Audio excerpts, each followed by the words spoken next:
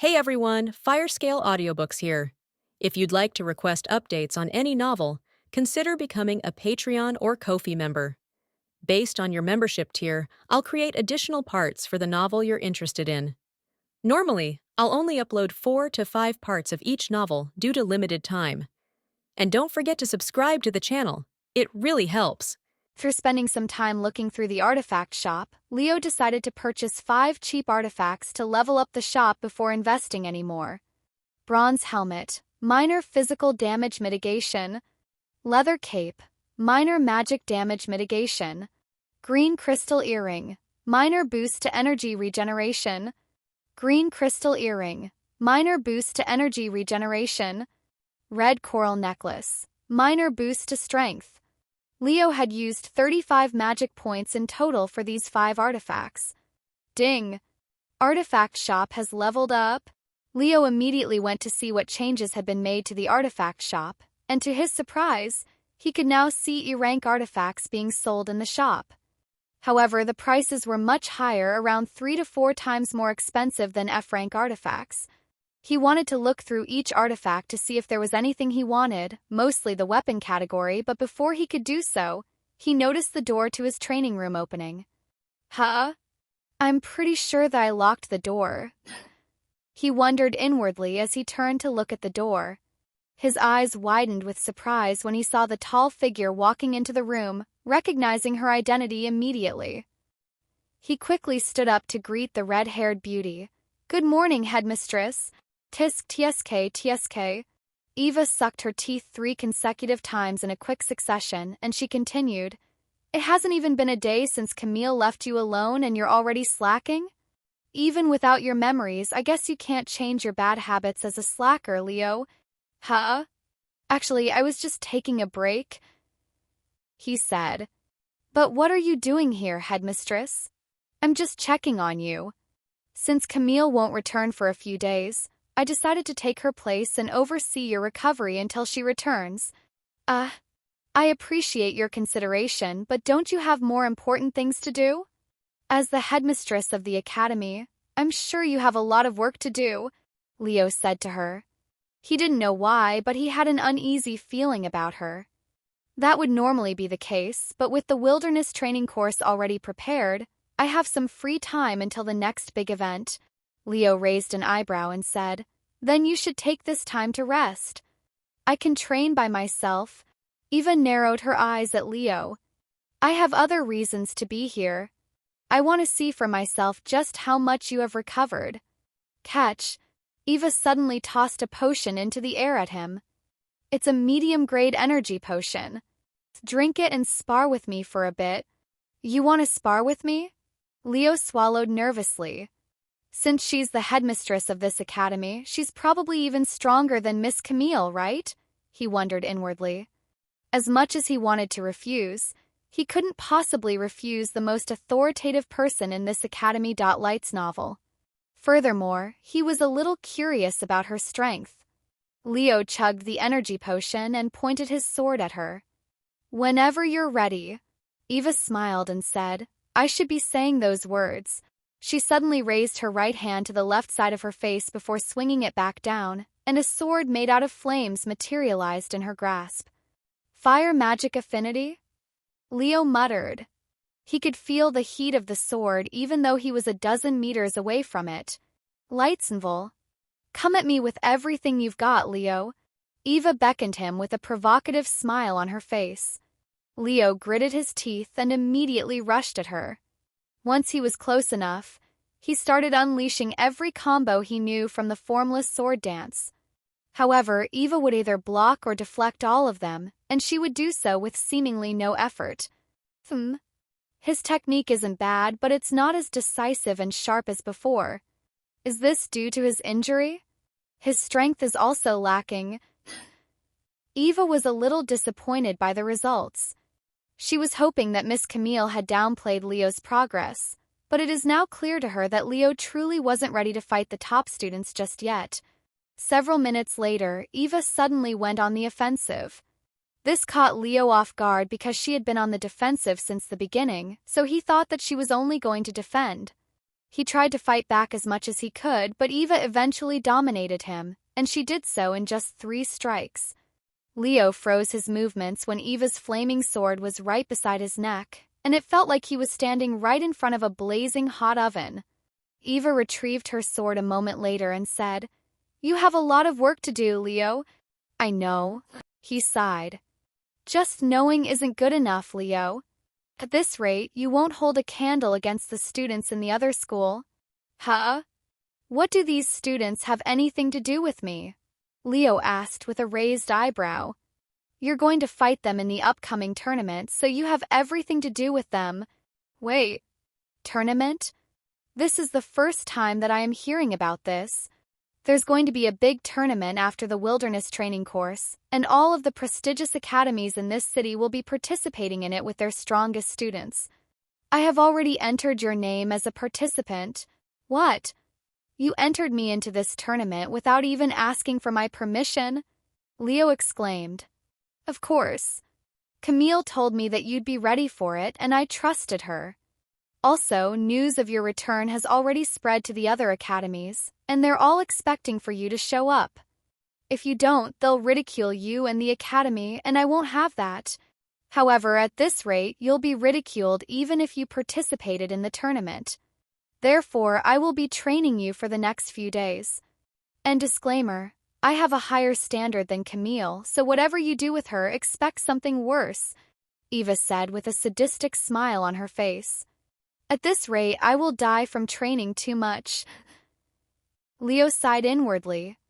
"How long do you plan on sitting there? Hurry up and stand back up. The training has just started," Eve said to him. "Yes." Leo immediately stood up and pointed his sword at her. However, Eve didn't summon her flaming sword and instead raised her fists in front of her. "I won't kill you, but it's going to hurt," Eve said with a wide grin on her face. Leo swallowed nervously, but he didn't even have the time to complain as Eve started rushing at him. Whoosh! Eve dodged his sword before thrusting her fist straight into his stomach, sending him flying back. "Don't hesitate to strike me with your sword. You won't be able to hurt me," Eve shouted at him as she chased after him. "Yes."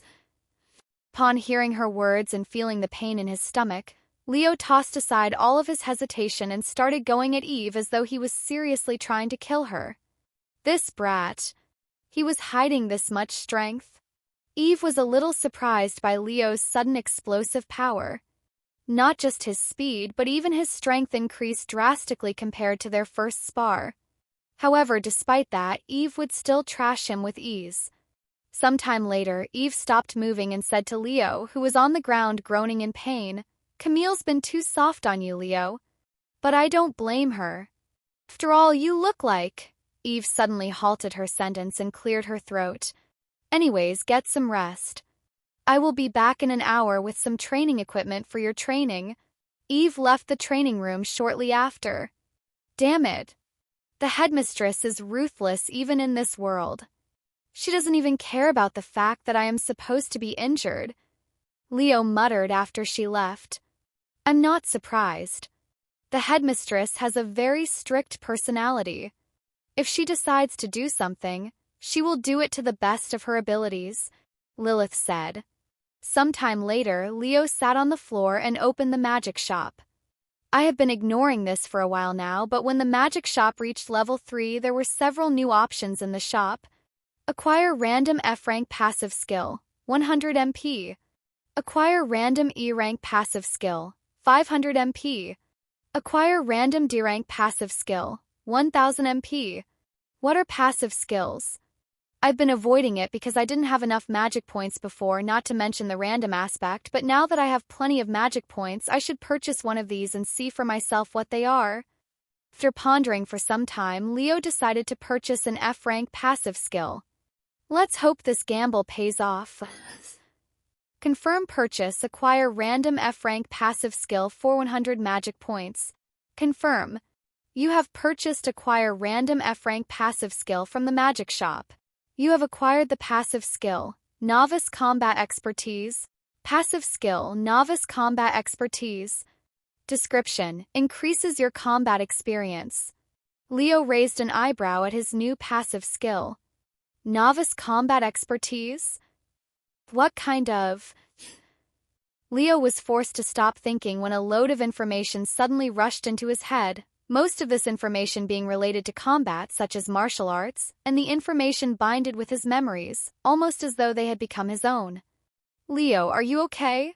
Lilith called out to him when his face suddenly became blank, looking dazed. Lightsenville. However, Leo was too occupied with the information to even hear her voice. Several minutes later, Leo suddenly snapped out of his daze and began gasping for air. Leo, what happened to you? Lilith, who was constantly calling out to him for the last several minutes, exclaimed with a worried look on her face. After catching his breath, he said, I don't know. I did something with the magic system, and then my mind was suddenly flooded with information. Huh? I don't get it, Lilith said. But before he could explain any further, Eve returned to the training room. Leo, wear this armor. Eve handed him a silver armor the moment she returned. What is this? He asked. It's an artifact that will greatly reduce all physical damage done to your body. You'll be training with this starting now. This way you'll last longer, not to mention your injuries. So you actually remember about my injuries? Leo narrowed his eyes. Don't tell me you're upset that I hit you. It's just a few light punches. There's no need to be angry. Eve smiled. Light's novel. Anyways, go ahead and wear it. Despite its appearance, it's actually quite light. Leo nodded and wore the armor, and sure enough, it felt incredibly light, almost as though he was wearing a sweater. Heads up. Eve suddenly shouted before throwing a fist at him. Leo's eyes widened at the surprise attack, but his body somehow managed to react to it before his mind could even process the situation, deflecting her attack. Eve's eyes also widened when Leo had managed to deflect her surprise attack. Not only was this his first time avoiding her attack, but he'd even done so with such fluid movements, almost as though he had done it countless times before. Not bad. I wanted to test out the armor, but you have managed to dodge it. Eve suddenly threw another fist at him. However, just like the first time, Leo's body subconsciously moved by itself, narrowly dodging her strike for the second time. Eve's body froze as she stared at Leo with a look of disbelief on her face. I see. So you're still hiding your power, huh? You think you have the luxury to hold back against me? A cold expression suddenly appeared on her face, causing Leo to swallow nervously. Of course, he wasn't holding back. However, his new passive skill had improved his combat experience more than he'd anticipated, and there was no way he could explain that to Eve without revealing to her about the magic system. Thus, over the next several hours, Eve would slowly push Leo to his limits to see just how powerful he was. At the end of the day, Eve said to him with a smile on her face, It's been a while since we last sparred with each other, Leo. Although you're not as powerful as before, it's still as entertaining. Maybe it's entertaining for you, but it's definitely not fun for me. He sighed inwardly. Get some good rest tonight. I'll see you here tomorrow after breakfast hours. Whatever happened, it really improved your fighting prowess, Lilith said to him afterward. Yes. Even I was surprised by the results. Leo explained to her about the passive skills as he walked back to the dorms. Once he returned to his room, he took a shower and went straight to bed. However, he didn't immediately go to sleep. Instead, he opened up the artifact shop and started looking at the new E-rank artifacts. After spending an hour looking through the shop, Leo found an artifact that he wanted to purchase. Diamond Sword. Increases the power of your swords by 50%. Increases the sharpness of your swords by 100%. Although the diamond sword had set him back 450 magic points, he truly believed that it was worth it. After that, he returned to the magic shop and pondered if he should purchase another F-rank passive skill. The F-rank passive skill Novice Combat Expertise helped me tremendously. I wonder what I can get from an E-rank passive skill. After pondering for some time, Leo decided to gamble pretty much the rest of his magic points. Confirm purchase. Acquire random E-rank passive skill for 500 magic points. Confirm. You have purchased acquire random E-rank passive skill from the magic shop. You have acquired the passive skill, Formless Sword Dance. Leo's eyes widened with shock after seeing the passive skill. Formless Sword Dance. That's the name of the sword technique that I am currently using. Why is it a passive skill? Does this mean I wasted my... Once again, Leo stopped talking when information about the Formless Sword Dance started flowing inside his mind. However, Leo quickly realized that there were some differences between the two Formless Sword Dance. The Formless Sword Dance in the form of a passive skill seemed to be a superior version of the one taught by Chrome with more refined movements and combos, and there were even 100 combos instead of 99. Leo suddenly jumped out of his bed and walked to the living room where there was much more room. He closed his eyes and started swinging his arms around, acting as though there was a sword in his grasp, and he was practicing the Formless Sword Dance. However, he was not conscious of his current actions, almost as though he was sleepwalking. Lilith watched him with an entertained expression on her face. 2 hours later, after repeating all 100 combos of the Formless Sword Dance 9 times, Leo stopped moving and opened his eyes.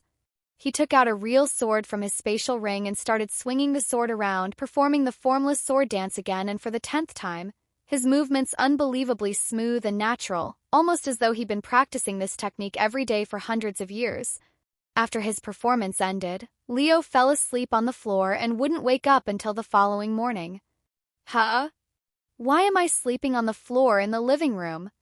Leo sat up and looked around with a puzzled expression after waking up. You don't remember what happened yesterday? You practiced with the sword until you fell asleep on the spot. Lilith recalled what happened last night to him. That wasn't a dream, he muttered with a dumbfounded look on his face. After getting off the floor, Leo retrieved his sword and started practicing the Formless Sword Dance, and to his surprise, he was suddenly able to perform all 100 combos with incredible ease and smoothly. Wow! It's almost like I have practiced this technique for my entire life. Feels so natural that it's like my body is subconsciously moving on its own, something like muscle memory. Leo swung the sword with excitement. While it's true that your movements with the sword are more refined, your strength and speed is still the same. You'll need to work on your actual body if you want to utilize the sword technique to its fullest potential, Lilith said to him. I know. He nodded. Sometime later, Leo went to eat a light breakfast before making his way to the training center. Since it was getting close to the wilderness training course, more students were returning to the academy to form their teams. Go get yourself warmed up first, Eve said to him when she arrived shortly after he did. Leo nodded and started swinging his sword around. Hey, Leo, do you have a team for the wilderness training course yet? Are you going to pick struggling knights that you don't even know to help their score like previously? Leo raised an eyebrow. I'll probably go alone this time, he calmly said. I would help those in need of help if I could, but I can barely handle myself right now. I don't have the capability to worry about others. There's no need to feel guilty if you are. I respect your decision. In this world, it's every man for himself. And it's no different even for the strong. After warming up, Leo started training with Eve. This guy. His movements are much smoother and precise than yesterday. Even the power behind his strikes are on another level compared to yesterday. If he continues to recover his strength at this rate, he'll definitely be strong enough to participate in the tournament. Eve smiled after seeing Leo's vast improvements compared to yesterday, and she couldn't help but become more passionate about training him. Several hours later. Let's stop here for today. I won't be here tomorrow morning because of a meeting, so we'll move our training to the afternoon. This doesn't mean you can sleep in, all right? Understand. Leo nodded. Unlike Miss Camille's training that would last throughout the day, Eve's training only lasted half a day, but the intensity of her training makes up for it. One was like training for a marathon and the other training for a short sprint. That was the difference between these two women. Once Eve left, Leo sighed. I want train magic, but Miss Camille isn't here. And I don't want to risk getting caught by the headmistress. Lilith pondered for a moment. Her face suddenly brightened, and she spoke while pointing at his chest. Why don't you just disguise yourself? This way, you won't need to worry even if you're caught using magic. Leo's eyes widened with disbelief after hearing Lilith's suggestion. You're a genius, Lilith. Why didn't I think of this sooner? To think there was such an easy solution this entire time. Light's novel. After resting for some time, Leo left the training room and entered another training room before using the artifact that can change his appearance. After pondering for some time, Leo decided to use the face of a certain main character in a fantasy novel that he'd previously read, and his face began changing to resemble the face in his imaginations. How do I look? Leo asked Lilith after the transformation. You look like a naive child who would be an easy target to take advantage of, Lilith immediately said. Leo smiled. All right, then let's start practicing magic. I will take this time to increase the mastery rank of all my existing magic spells. Wait, Lilith suddenly stopped him. Since we've returned to the academy, I don't need your mana to keep my soul safe, so I will stop absorbing it to allow you to regenerate your mana much quicker. Thanks. This will definitely allow me to spam my magic spells much more often. He nodded. After borrowing a magic absorbing dummy, Leo returned to the training room and proceeded to spam magic spells at it. He started with Black Bullet, multicasting over 20 of them every few seconds, bombarding the dummy. Lights Flamicronem. Even though every cast would consume around 500 mana, he had plenty of mana to spare, not to mention his 125 mana regeneration that would completely recover his spent mana within seconds. After spending just a little over an hour on Black Bullet, its mastery rank increased to A. When that happened, he stopped using Black Bullet and moved on to the next magic spell, Black Flame. After taking a deep breath, Leo would spew black flames from his palms like a flamethrower, and he would keep it active at its maximum output. His mana quickly drained, but it also recovered just as quickly. Several hours later, Leo took a seat on the floor and began resting after his Black Flame also reached Mastery Rank A. Furthermore, he finally finished his 100,000 mana quest, acquiring 20 magic points, and then he proceeded to purchase another one for 5 magic points. Even if they are just Tier 1 magic spells to reach Mastery Rank A in a single day, not to mention 2 of them. What terrifying speed! Lilith mumbled with a dumbfounded look on her face. Leo returned to his room after changing back to his original appearance. The following morning, he would return to the training center and begin practicing Dark Shield, not stopping until he reached Mastery Rank A. However, since Dark Shield couldn't be spammed like the previous magic spells, his progress was naturally much slower. Once it was almost time to train with Eve, he removed his disguise and waited for her to show up.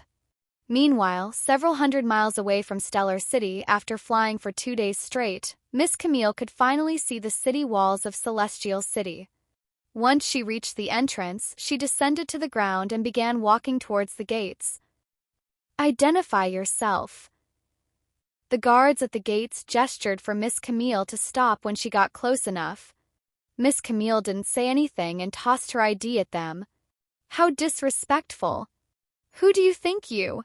The guard suddenly stopped speaking when he laid eyes on the ID card he's just caught. See Camille Light.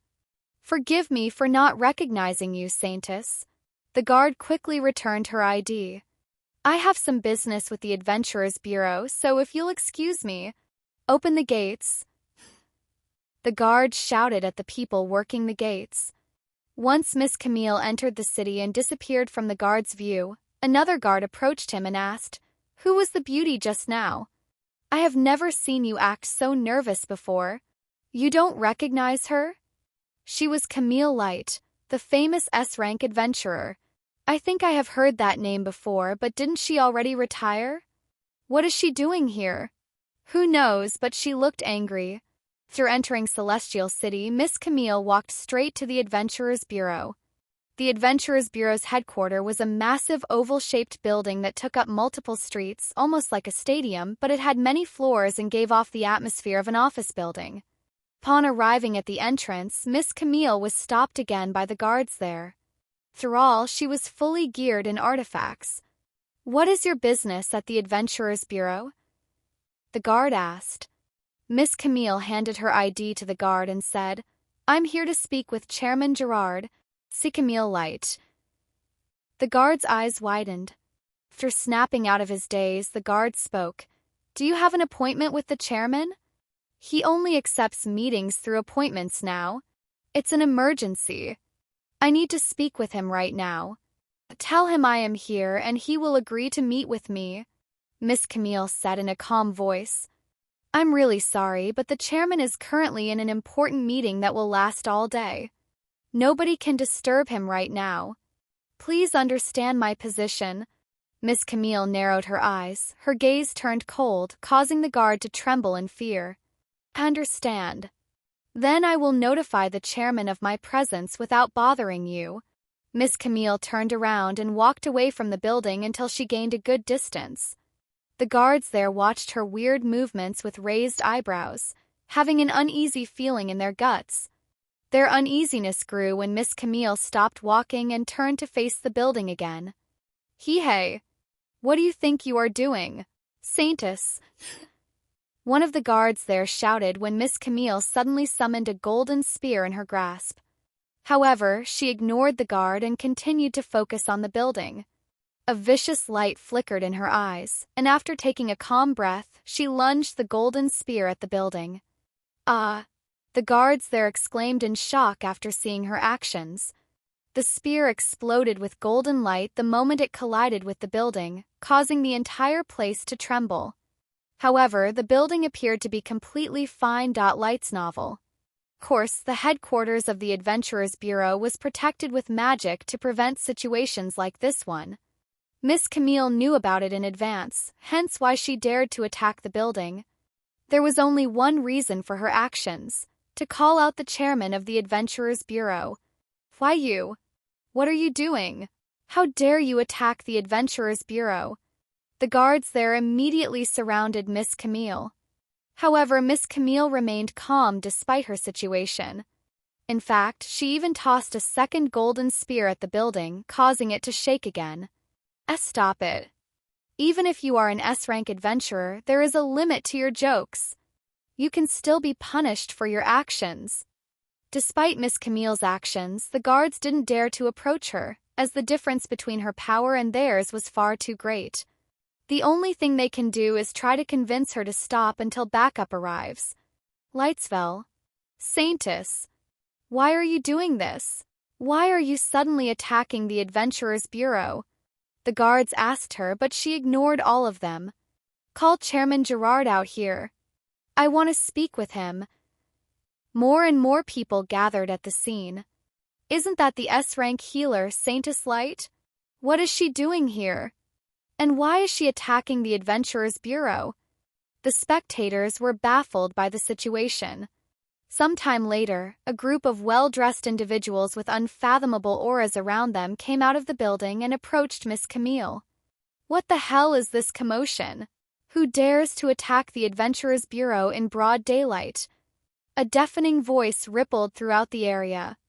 The guards there turned to look at the person who just spoke. He was a tall and bulky middle-aged man with short black hair and blue eyes and a stern-looking face. They immediately made a path for this person when they saw his face. Chairman Gerard. They all greeted him. Why, you see, what had happened was... Took you long enough?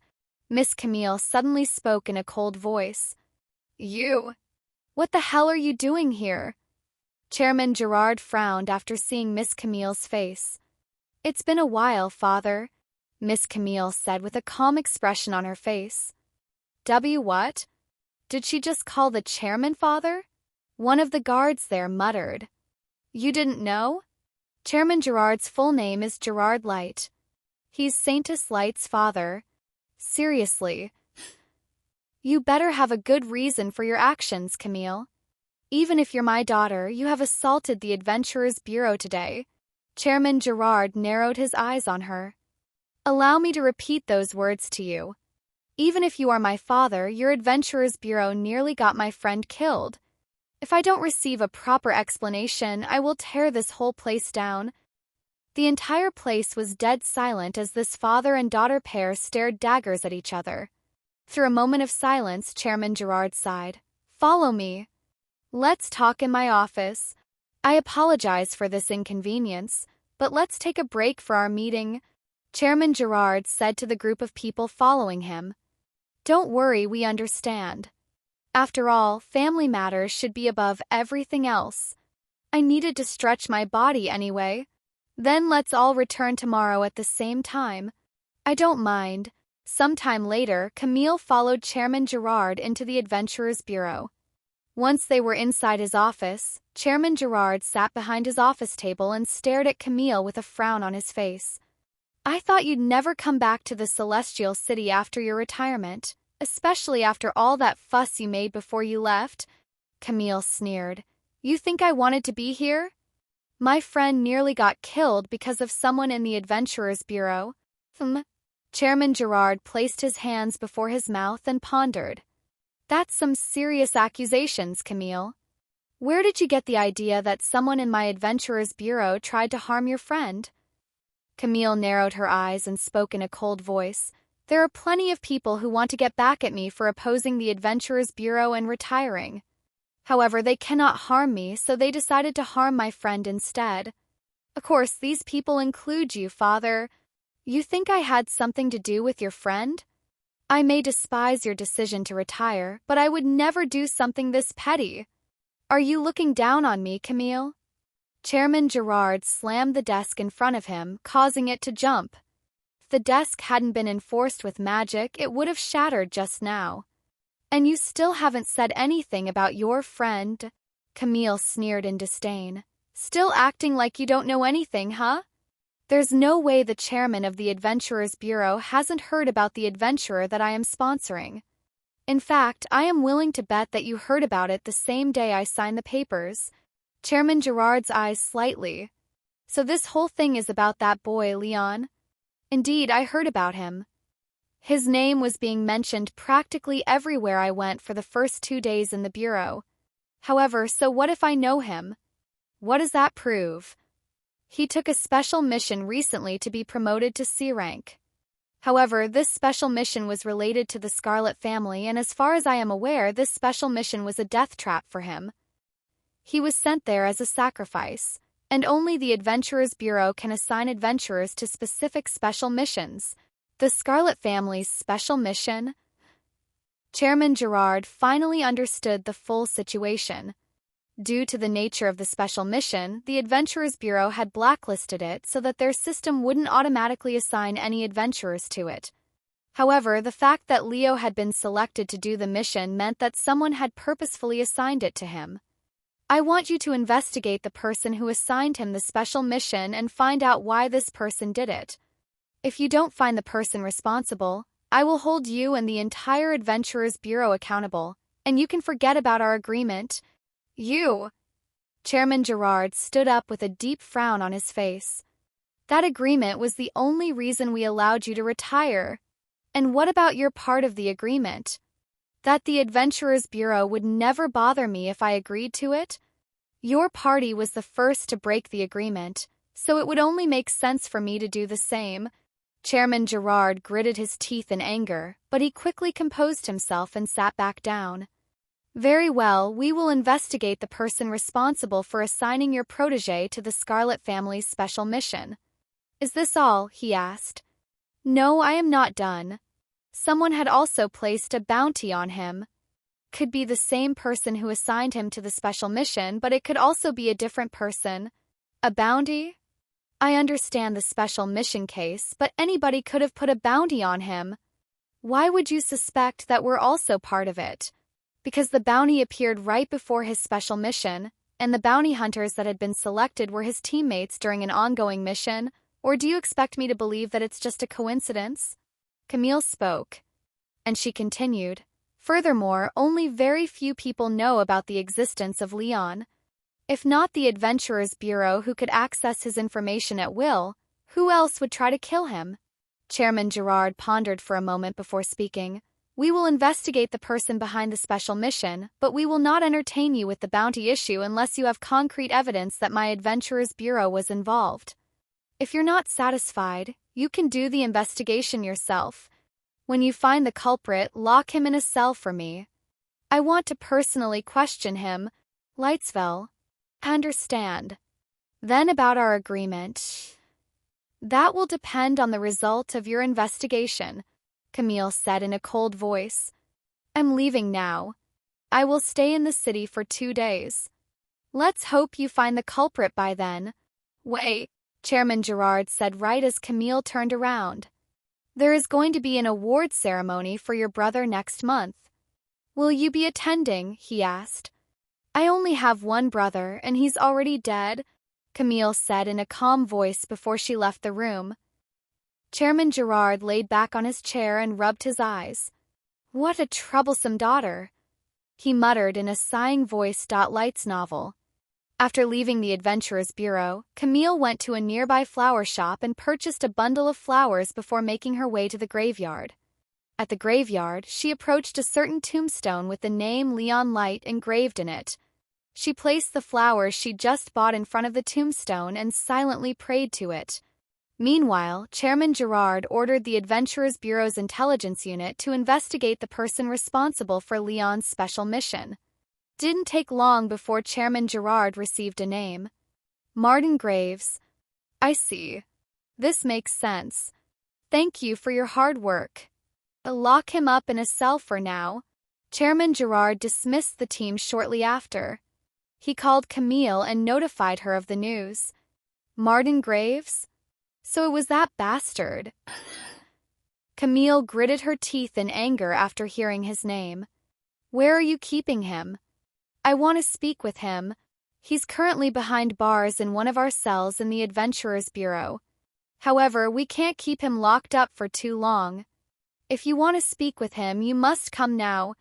I am already on my way there. Camille hung up the phone and flew straight to the Adventurers Bureau. Sometime later, Chairman Gerard led Camille to their in-house prison. They stopped walking once they were in front of a certain cell where a young man was locked up. Camille, you really came back. The man inside the prison immediately jumped out of his seat and rushed to her with a blissful look on his face, clearly very happy to see her. However, he was quickly stopped by a thick layer of enhanced glass that would remain unscathed even if it was struck by a tank. Camille frowned when she saw this, and she turned to look at Chairman Gerard with a cold gaze. What is the meaning of this? She spoke in a cold voice. Did you think I would let you see him without ensuring his safety? I don't care if he tried to kill your protege, you're not going to kill him. I don't need you stirring trouble with the Graves family again. Camille sucked her teeth with an annoyed face. Camille, I am so happy that you came to visit me. Person behind the glass wall exclaimed. Camille turned to look at him with clear killing intent in her gaze, but the man didn't seem to mind it. So you were the bastard behind Leon's special mission. I should have known it was you, Martin. Although I can guess why you did it, I am still going to ask you, why did you target Leon? She asked him. Leon? Oh, you mean that little brat who dared to get between our relationship. I won't let another man be close to you when you already have me. I won't have it, Camille, my dear. This delusional fucker. Camille suddenly smashed the glass wall with her fist that was gushing with mana, but her fist was repelled without leaving any marks on the glass. Get him out there. I am going to kill him. She turned to look at Chairman Gerard, who shook his head. You know I cannot allow that to happen. And don't even try to threaten me. It's not going to work. The relationship between our Light family and their Graves family is already bad enough as it is. If you kill him, it will cause a full-blown war between our families. So what? This bastard has been harassing me for years and I have endured all of it. However, he crossed the line when he tried to harm Leon, who is completely innocent. He even thinks we're in a relationship. This world is better off without this delusional bastard. I'm going to kill him today whether you like it or not. If you think this glass wall can stop me... Camille's body suddenly began emanating a golden aura, and her eyes flickered with intense killing intent. Camille...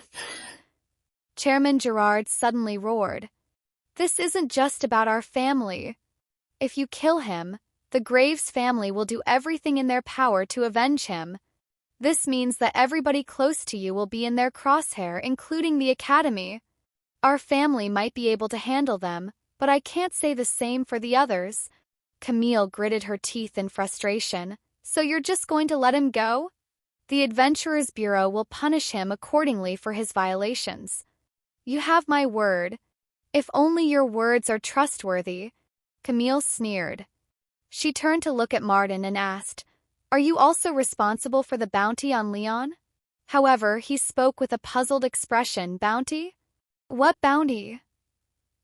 Camille immediately frowned. He's not responsible for Leo's bounty? But who else would want him dead beside Martin? She wondered inwardly. She spoke again a moment later. Martin, this is your last warning. If you dare mess with me or Leon again, I will kill you even if I have to start a war with the Graves family. A malicious grin suddenly appeared on Martin's face, and he spoke in a crazed voice. If you want me to stop, you'll have to kill me. This crazy bastard. Let's go. His family has learned of his detainment and is already demanding his release. We won't be able to keep him locked up for much longer. We'll figure out something later, but for now... Chairman Gerard said to her after seeing the text on his phone. Che. Camille turned around and left the in-house prison with Chairman Gerard shortly after. Once they returned to Chairman Gerard's office, Camille said to him, I was serious about what I said. If you don't want me to start a war with the Graves family, it would be in your best interest to keep them in check. You make it sound so easy. The Graves family is on par with our Light family in terms of influence and power, and they're growing stronger every day. You think I don't want to get rid of their family that is nothing but an eyesore to me? I would have done so already by now if it was that easy. Anyways, you should leave the city before the Graves family arrive, unless you want to make our situation even more complicated, Chairman Gerard said to her. It's not about power or influence, Father. You just don't have the spine to fight them. However, I am different. I don't care even if I lose. I will fight the Graves family if they continue messing with me, Camille said with a stern expression on her face. If that's what you want to do, I won't stop you. After all, even though you bear the surname Light, you're no longer part of our family. I only wanted to look out for you as your father, but there's nothing I can do if you won't listen to me. Chairman Gerard shook his head. Go ahead and start a war with the Graves family. However, my Light family won't be there to help you. You speak as if the family has always been there for me. How laughable. I am leaving. Camille walked out of the office and disappeared from the Adventurers Bureau. About an hour after Camille left, the Graves family showed up at the Adventurers Bureau to demand the release of Martin Graves, the eldest son of their family. The Adventurers Bureau had no choice but to release Martin Graves, especially considering that his violation wasn't that serious to most people there. I heard that your daughter, Camille Light, was responsible for locking up my son. I demand an explanation, Chairman Gerard. Martin Graves' mother, Elizabeth Graves, exclaimed. I don't need to explain anything to you. Your son's actions have violated the Adventurers Bureau's code of conduct by abusing his authority. There have also been many reports that complained about his inappropriate behavior at work. Therefore, as the chairman of the Adventurers Bureau, I am removing Martin Graves from his position, effective immediately. You dare? Elizabeth pointed at him with a trembling hand. We have already released Martin. If you want to cause a scene, do so outside, Chairman Gerard said with a nonchalant expression. This isn't over, Gerard Light. You will be hearing from the Graves family soon. Let's go, Elizabeth said to her son before leaving the Adventurers Bureau together. Once they were outside, Martin said, Mother, You don't need to say anything. That vixen Camille Light is at fault here. Elizabeth sneered in disdain. And she continued, Let's go home first. We'll see what your father can do. Okay, Martin nodded. They began approaching their car parked nearby. However, before they could take 2 steps, Martin's eyes suddenly widened with shock, and he shouted while pushing his mother aside. "Watch out!" "Martin!" Elizabeth exclaimed as she was sent flying. Boom! A black spear suddenly fell from the sky and landed right where Martin Graves was standing, causing a massive explosion. People outside the Adventurers Bureau scattered like ants after the explosion. That was dark magic. "Are we being attacked by vampires?" Someone there shouted. "That's impossible. Even if they somehow snuck into the city, they wouldn't attack the Adventurers Bureau in broad daylight." The guards working in the Adventurers Bureau rushed outside and prepared to defend the place, but a second attack did not come. Once the smoke cleared up, Elizabeth rushed to her son, who was now lying unconscious inside a large crater. "Martin!" Elizabeth jumped into the crater and checked Martin's condition. "He's still alive." She sighed in relief after feeling his heartbeat. However, Martin was in a bad condition. His body was badly damaged with burn marks all over his body, looking as though he'd been struck by a truck at full speed before landing in a pit of fire. "Healer. Who here is a healer? Hurry up and heal my son." Elizabeth began looking around frantically, almost as if she was being possessed by a Demon Lights novel. "I am a healer. However, I don't think I have the capability to." "I don't care. Hurry up and start healing him." Sometime later, Chairman Gerard came outside with a frown in his face. "What the hell happened here? Who dares to attack our Adventurers Bureau?" He couldn't believe it. "We don't know, Chairman. Someone suddenly attacked Martin." Lights fell. Chairman Gerard rushed to Martin and his mother's side. "Gerard, this is all your fault. It must be that damn daughter of yours who assaulted my son."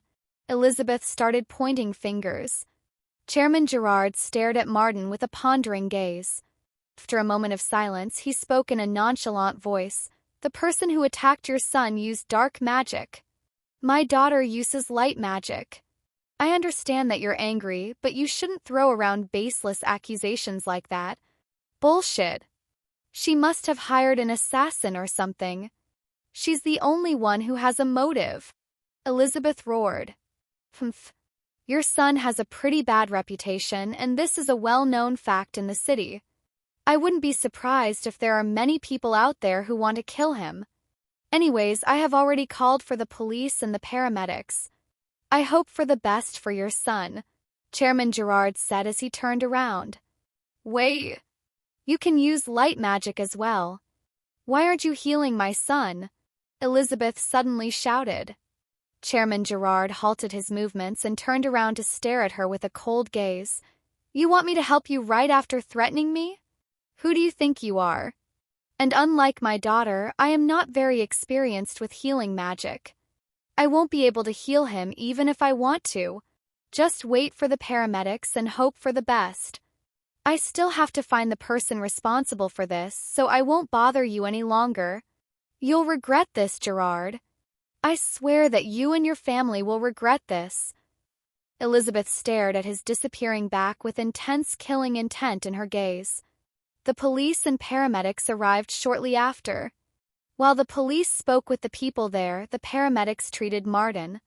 However, even a high-grade healing potion wasn't enough to completely heal him. Although it would make all of his external injuries disappear, his internal injuries will take much longer to heal, not to mention the shock he'd received from the attack had put him in a coma. News of the attack quickly spread throughout the city, shocking everyone that heard it. The Graves family tried to make the Light family responsible for the attack, but without any evidence to back up their claims, the accusations remained as nothing more than accusations. As for the perpetrator responsible for the attack, they were still at large, and the chances of this person being caught was slim to none, as nobody had seen or knew the attacker. The whole incident shook the whole city, and it would remain a hot topic for the next few days, but people eventually forgot about it, except for the Graves family, who would continue to look for the culprit until they were found. Several days later, Camille returned to Stellar City. "Miss Camille, how was your trip? Did you figure out anything?" Leo was happy to see her return safely. She nodded. Yes, I found the person who was responsible for assigning you to the special mission. Really? What happened to this person? A mysterious smile appeared on Camille's face as she spoke. I will tell you more about it once we sit down. Follow me. Okay, Leo nodded, and he followed her to the infirmary, where she would tell him about her findings. Once they were seated in the infirmary, Camille explained the whole situation to him. Martin Graves. That lunatic. He tried to kill me because he thought I'd get in the way of his imaginary relationship with you? This reason is even worse than I'd anticipated, Leo exclaimed after learning the truth. Is there anything we can do to him? He will definitely try to harm me again if he's left alone. Camille shook her head and said, Unfortunately, he is from the Graves family, one of the more influential families in the world, so they have a lot of people supporting them. If we want to get rid of him, we will need the help of multiple families that are as influential, if not even more influential than them. Or you can assassinate him. Assassinate him? Leo raised an eyebrow. I'm just saying that it's a possibility. Anyways, it would be for the best if we avoid the Graves family for now. They're probably going to cause trouble for me later, too. Why? I did get their son locked up, even if it was just for a bit.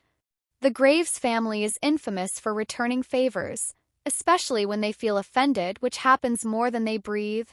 Don't worry, Miss Camille. If they try to do anything funny, I will deal with them for you. I also have a favor to return to them for trying to kill me, Leo quickly said. Camille smiled and said, Then you should hurry up and grow stronger, because you'll need to be stronger than me if you want to deal with them. Leo swallowed nervously. I will try my best. Sometime later, Leo asked her, By the way, what about my bounty? Is Martin also responsible for it? She shook her head. No, that doesn't seem to be the case. At least he refuted it. Martin is someone who would admit to something even if it could get him in trouble. He admitted to assigning you to the special mission without hesitation, so it wouldn't make sense for him to refute the other claim. I see. So there is another person out there who wishes to harm Leon, but why? Leo mumbled with a pondering face. We'll figure it out as we go, she said. All right, he nodded.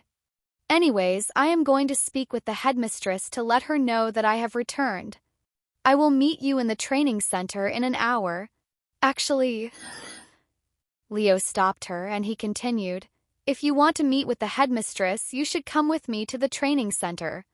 She's going to be there in half an hour. Why would she be there? And how do you know that? Camille raised an eyebrow. She's been training me since you left. He sighed. Really?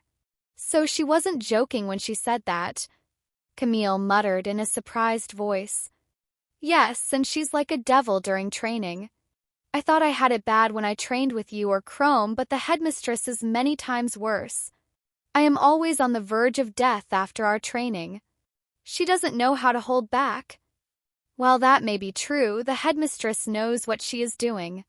She's trained 3 S-rank adventurers, and they're all monsters. Most people would consider it an honor to be trained by her, even if it's just for a single day, Camille said. Come with me to the training center now. I want to see how much you've improved. Leo nodded. Sometime later, Leo and Camille stood before each other with several meters of distance between him. Leo was wielding his sword while Camille wielded her light spear. Here I come, Miss Camille. Leo warned her before he rushed at her. Whoosh! Leo quickly closed their distance and started swinging his sword at her. Camille's eyes widened with surprise after blocking the first strike, but she would only become more surprised as Leo continued to swing his sword.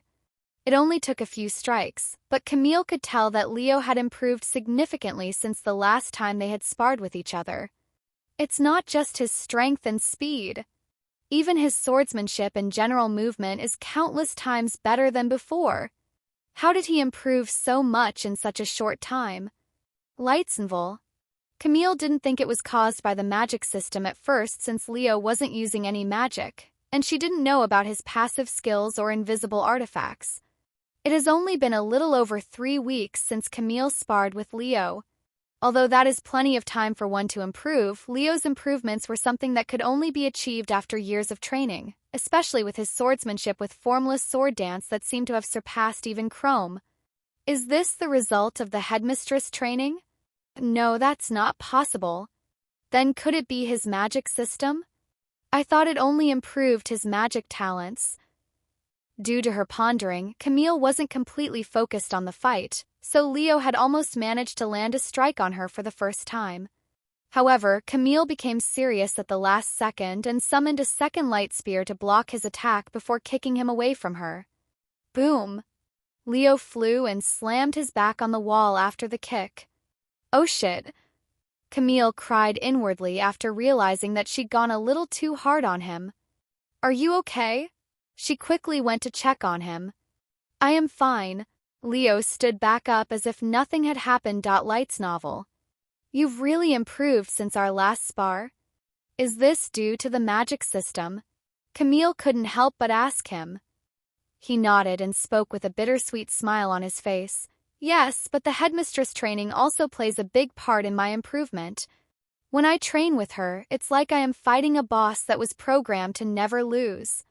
Of course, it's also like that when I train with you, but you don't hit me as hard and actually know how to hold back. I see. Anyways. Oh? Camille, when did you come back?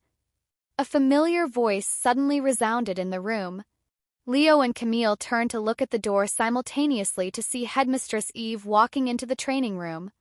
I just got back today, Camille said. And the first thing you do after coming back is train with Leo? You're really dedicated to him. I'm a little envious, Eve said with a teasing smile on her face. I was going to see you first, but he told me that you'd show up here, so I decided to wait, Camille said. I see. Anyways, you really made a mess when you went to the Celestial City. Do you have any idea how many calls I got during the last 2 days? Especially the Graves family. They're really bothersome. They called you? Why? Camille asked. Their son, Martin Graves, was attacked right outside the Adventurers Bureau, and they think you're responsible for it. Eve shook her head and she continued. But that's impossible since he was attacked with dark magic, unless you use some kind of artifact. Dark magic. Leo raised an eyebrow. I don't know anything about the attack, and unless they have proof that I attacked him, they can't do anything to me, Camille said in a nonchalant voice. Eve chuckled. Even if you did attack him, I won't let them touch you as long as you're in this academy. Anyways, you sparred with Leo, right? What do you think? Has he improved in your eyes? She then asked. Camille turned to look at Leo and nodded in a stiff manner. He's improved a little, I guess. Just a little, huh? Anyways, today will be our last day of training since the wilderness training course is in 2 days. Do you want to train him instead now that you're back? No, you can continue training him. I'd like to watch as well, Camille said. All right then. You heard her, Leo. Let's not disappoint her with your performance, Eve said as she approached Leo with a sadistic grin on her face. Looks like I'm really going to die today. He sighed inwardly. After wearing all of the artifacts for training, Leo began his training with Eve. Several hours later, Eve squatted beside Leo, who was groaning in pain on the cold floor, his body soaked in sweat, looking like he'd just come out of the sauna. Congratulations, you are the 4th person to have survived my week-long training, she said to him with a smile on her face. The last 3 to survive my training managed to become S-rank adventurers. Though I'm sure you have the potential to do the same even without my training. Camille, can you check on him? I might have broken a bone or 2 in his body. She beckoned for Camille the following moment. I wouldn't be surprised even if every bone in his body is broken after all that. Camille shook her head and went to cast her strongest healing magic on Leo, quickly reducing the pain he felt. Get some rest for the next 2 days, Leo. I have high expectations for you, Eve said to him. By the way, come to my office tomorrow morning, Camille. I have something to ask you. Okay. Eve left the training room shortly after, leaving Leo and Camille alone. Once Leo was completely healed, they both returned home to rest. There is an assembly tomorrow at 3 p.m. in the auditorium. They're going to talk about the wilderness training course. Make sure you're there, Camille said to him before letting him go. I understand. Good night, Miss Camille, and thank you for your hard work. Good night. The following morning, Camille went to meet up with Eve inside her office. Is this about my business in the Celestial City? Camille spoke after sitting down, and she continued, I left the city before Martin was attacked if that's why I am here. Eve shook her head and spoke, No, this has nothing to do with the Graves family or you. I want to talk to you about Leo. Leo? What about him? Eve narrowed her eyes on Camille, and after a moment of silence she spoke, Camille, you're not hiding anything from me, are you? Camille raised an eyebrow in a puzzled manner. What do you mean? Eve sighed. I was suspicious at first, but I have confirmed it after spending the last few days with him. Leo? He's not the same Leo that we knew, is he? Camille's eyes widened with shock after hearing Eve's words, subconsciously clenching her fists. Judging by your reaction, I guess I am right. Tell me, Camille. What the hell is going on? Who is he if he's not Leo? Eve sat forward and stared at Camille with a serious expression on her face. A drop of cold sweat appeared on Camille's forehead after hearing Headmistress Eve's words. Leo? What are you? Eve suddenly interrupted. Stop it, Camille. I don't know why you're protecting his identity, but you can trust me. And she continued, I was suspicious about him the moment I saw him when you brought him to my office. For someone with amnesia, he didn't look lost or confused, not to mention his sudden loss of strength. Although it's possible that he had been injured during the time he went missing, I have confirmed it myself during these past few days that isn't the case. During our spar, there were no signs of him being injured. Furthermore, his progress every day doesn't make any sense, especially since I'd gone pretty hard on his body. I thought he was just recovering his strength at first, but it was more like he was progressing his strength than recovering it. If he was truly injured, he wouldn't be progressing so fast. Last but not least, albeit faint, I can sense traces of magic from his body, almost as if he'd used it recently. I believe that he had been practicing his magic before training with me. However, that shouldn't be possible considering that Leo doesn't have the ability to use magic. Now tell me, Camille, who is this Leo with you if he's not the Leo the first knew? And what happened to the previous Leo? Headmistress Eve stared at her with narrowed eyes and a sharp gaze. After a moment of silence, Camille sighed out loud, All right, fine, you're right. He is not the same Leo that died several months ago, the same Leo that we knew. However, he is still Leo. Please explain. Eve spoke with her hands in front of her mouth, and on her face was a serious expression. I don't know what happened to the Leo we knew, but this Leo... It appears that he'd come from another world, a world where Leo still existed, Camille explained. Eve's eyes widened with shock after hearing her words. He's from another world? Although she was shocked, Eve didn't seem to be in disbelief. I don't know how he came to this world, but it's true. I thought he was a zombie at first, or someone pretending to be Leo, but that's not the case. He's really Leo, just not the one we knew. And unlike the previous Leo, this one can use magic. In fact, he has tremendous magic talents that even we cannot compare to. I reckon that he will be one of the most powerful magicians in this world in a few years despite having never used magic before coming to this world. Seriously? Eve muttered with a pondering look on her face. So the Leo we knew is most likely still dead? Dang it, Camille. Why didn't you tell me sooner? Do you have any idea what his existence means in our world? He's going to be hunted if news of his existence is leaked to the world, Eve exclaimed. Camille frowned. That's exactly why I didn't tell you. I didn't want his existence to be leaked. The fewer people that know about it, the better.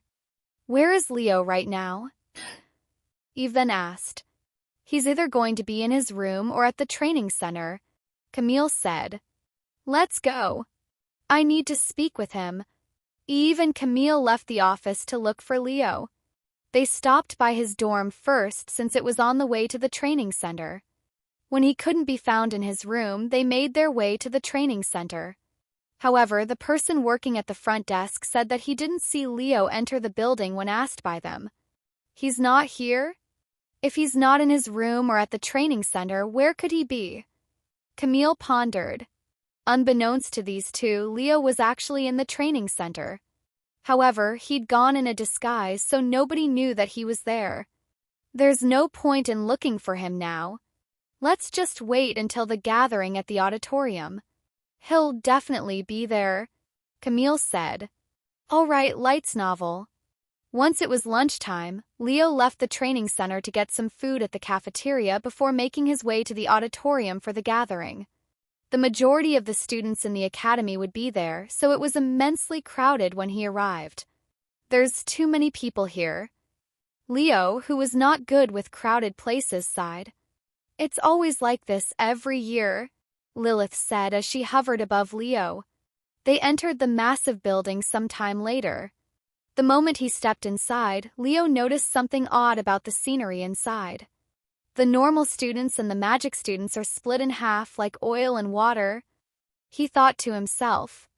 All of the normal students were sitting towards the back of the auditorium while the magic students sat in the front. There was a clear division between the students, but there was nothing the teachers or the academy could do about it.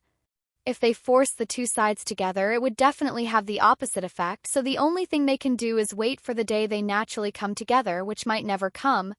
Sometime later, Headmistress Eve entered the stage and began speaking through the microphone on the stand before her. Good afternoon, students. This year, just like every other year, you will all go into the wilderness to acquire real combat experience as part of your examination. The wilderness training course will last for 30 days. During these 30 days, you can do whatever you want, but you must stay in the wilderness. If you return to the city, that will mark the end of your examination. The points you have collected during your examination will still be counted, but you cannot gain any more points. In order to acquire points, you will need to slay monsters and clear labyrinths if you come across one, but you must notify a teacher before you enter the labyrinth. During the wilderness training course, all of you will be given a watch and camera. The watch can count the amount of monsters you have killed, and the camera can be used to record whatever you encounter. It is not required to have your camera active the entire time, but it is recommended that you use it during fights for evidence. Now on to the rules. Should be a given that you are not allowed to attack other students in the wilderness. It is a different matter if you encounter students from another academy, but if you are caught harming or sabotaging a fellow student, you will be expelled from the academy and be punished accordingly. Other than that, you are free to do whatever you have to survive the wilderness. If you enter the wilderness in a group, only those in an official group will be able to share points with each other. In other words, if you decide to partner up with another student after the training course starts, the points you acquire won't be shared with each other, unless you notify a teacher about your changes, but you are only allowed to change your team one time for the whole training course. Of course, you will acquire less points if you are in the group, and the bigger the group, the more points you will have to share with each other. However, we still recommend that you form a team of at least 4 people, as you can all work together to survive, which will greatly reduce your risk of dying out there. Keep in mind that today is the last day for you to form a team and change it as many times as you want. Also, a team cannot surpass 6 people. The headmistress continued to talk about the wilderness training course for several more minutes before ending her sentence with, "If you have any questions, your teachers will stay in their classroom for the next few hours. I will see you all tomorrow at the East Gate at 9 a.m. And student Leo Magnus, go wait for me in my office. I need to speak with you. You are all dismissed now." The students in the auditorium scattered shortly after. I wonder what the headmistress wants to talk about.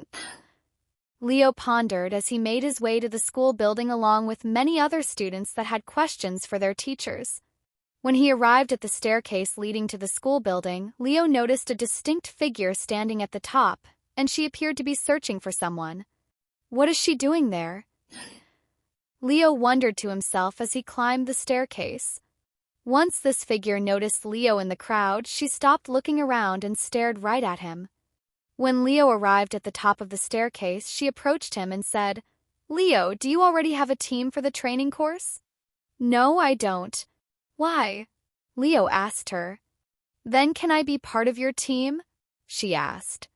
"You want to be teammates with me?" "Why?" Leo raised his eyebrows in a puzzled manner. "I want to repay you even if it's a little before I leave the academy.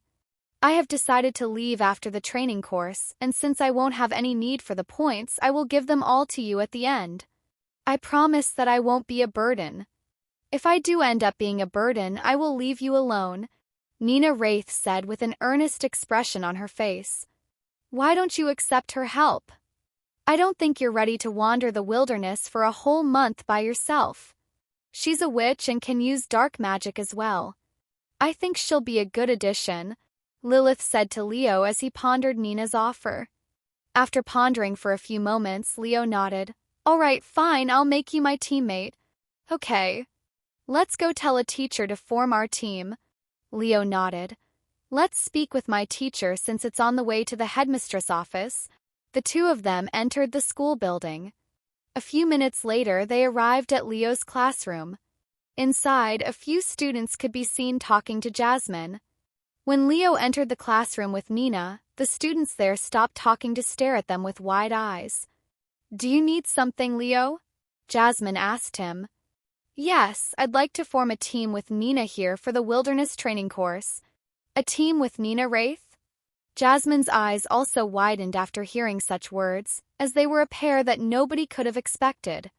Nina Wraith was known for being antisocial and weird, not to mention the unpleasant rumors surrounding her. She was someone who would never team up with another student, so it was shocking that she would agree to partner up with Leo, who was the opposite of her. After snapping out of her daze, Jasmine handed them a piece of paper and said, "Just put your names on here and sign beside it." After signing their names, Leo handed the paper back to Jasmine. "I will submit this at the end of the day.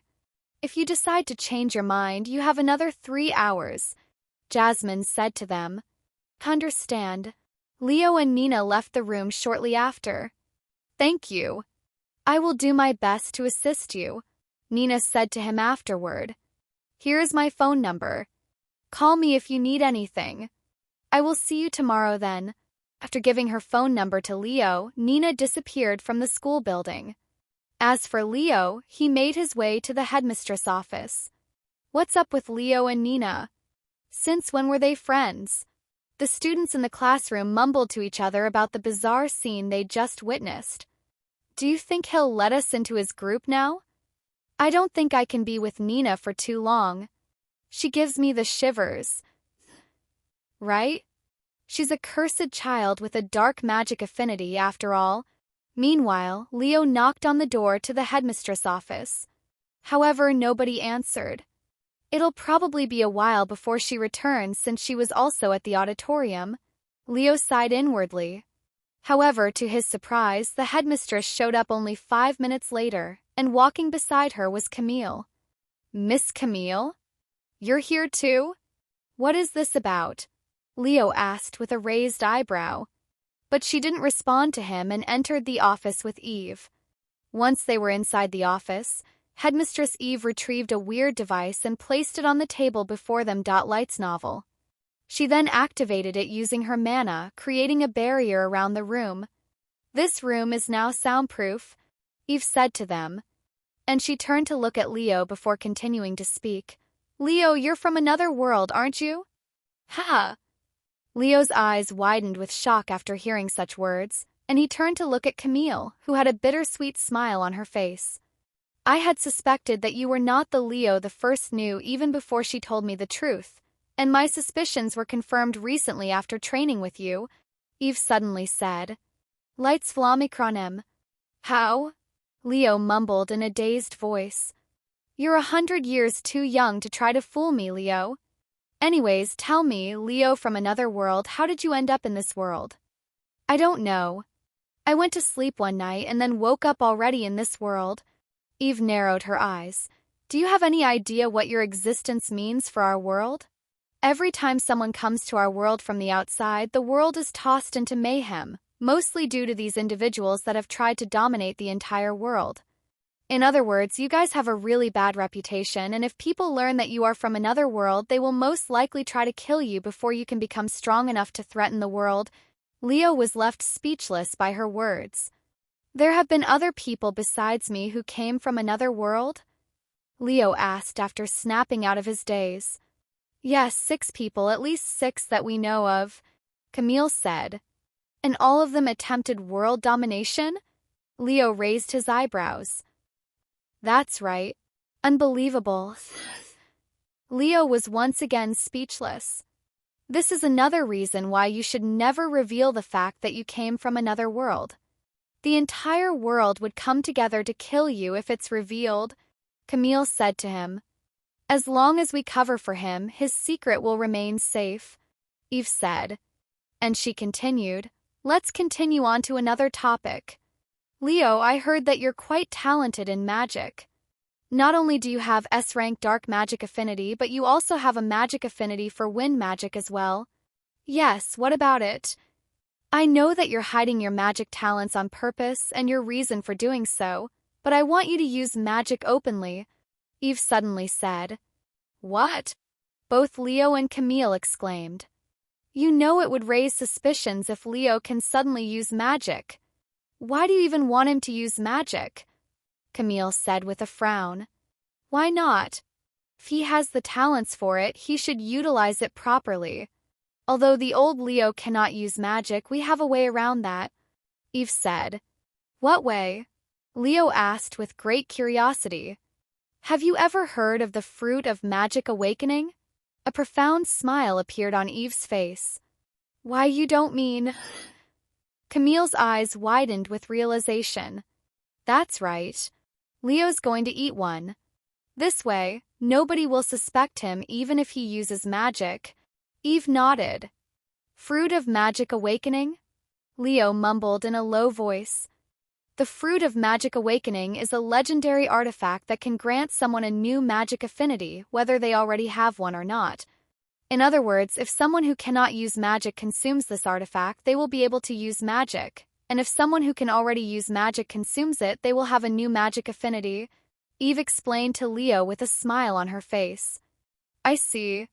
If I consume something like that, I will be able to explain why I can suddenly use magic. Leo mumbled.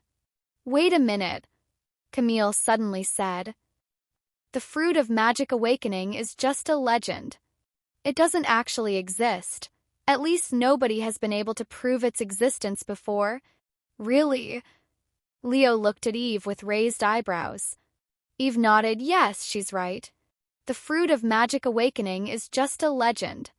However, while nobody can prove it exists, nobody can prove that it doesn't exist either, and there are many people out there who believe in its existence. In order to prove that you've consumed the Fruit of Magic Awakening, you're going to do it in front of the students. Leo's jaw dropped to the ground after hearing her last sentence. You want me to eat something that is supposed to be a legend in front of the students? Indeed. Of course, it's not going to be a real Fruit of Magic Awakening. It's just a fake meant to fool everyone. And where am I going to acquire something like that? Or are you going to tell me to eat an apple in front of everyone and claim it's the Fruit of Magic Awakening? Eve chuckled. That would work as well, but in order to convince the students, you'll have to consume something that nobody will recognize. Don't worry, I will handle the fake Fruit of Magic Awakening. I'll let you know when it's ready, and until then, continue to keep your magic a secret. Okay. Leo nodded. Are you sure this is a good idea? I should have told you this earlier, but there are people out there who are hunting him, Camille suddenly said. Huh? What are you talking about? Eve asked with a questioning expression on her face. Camille proceeded to tell Eve about Leo's fake identity, Leon, and how he is being hunted by an unknown party. Eve stared at Camille with a dumbfounded gaze as she listened. I see. It would definitely raise some eyebrows if 2 people with S-rank dark magic affinities show up in the same city in such a short time frame. However, I wouldn't be too worried. Chances may be low, but it's not impossible. Also, Leo already has a reputation in the city.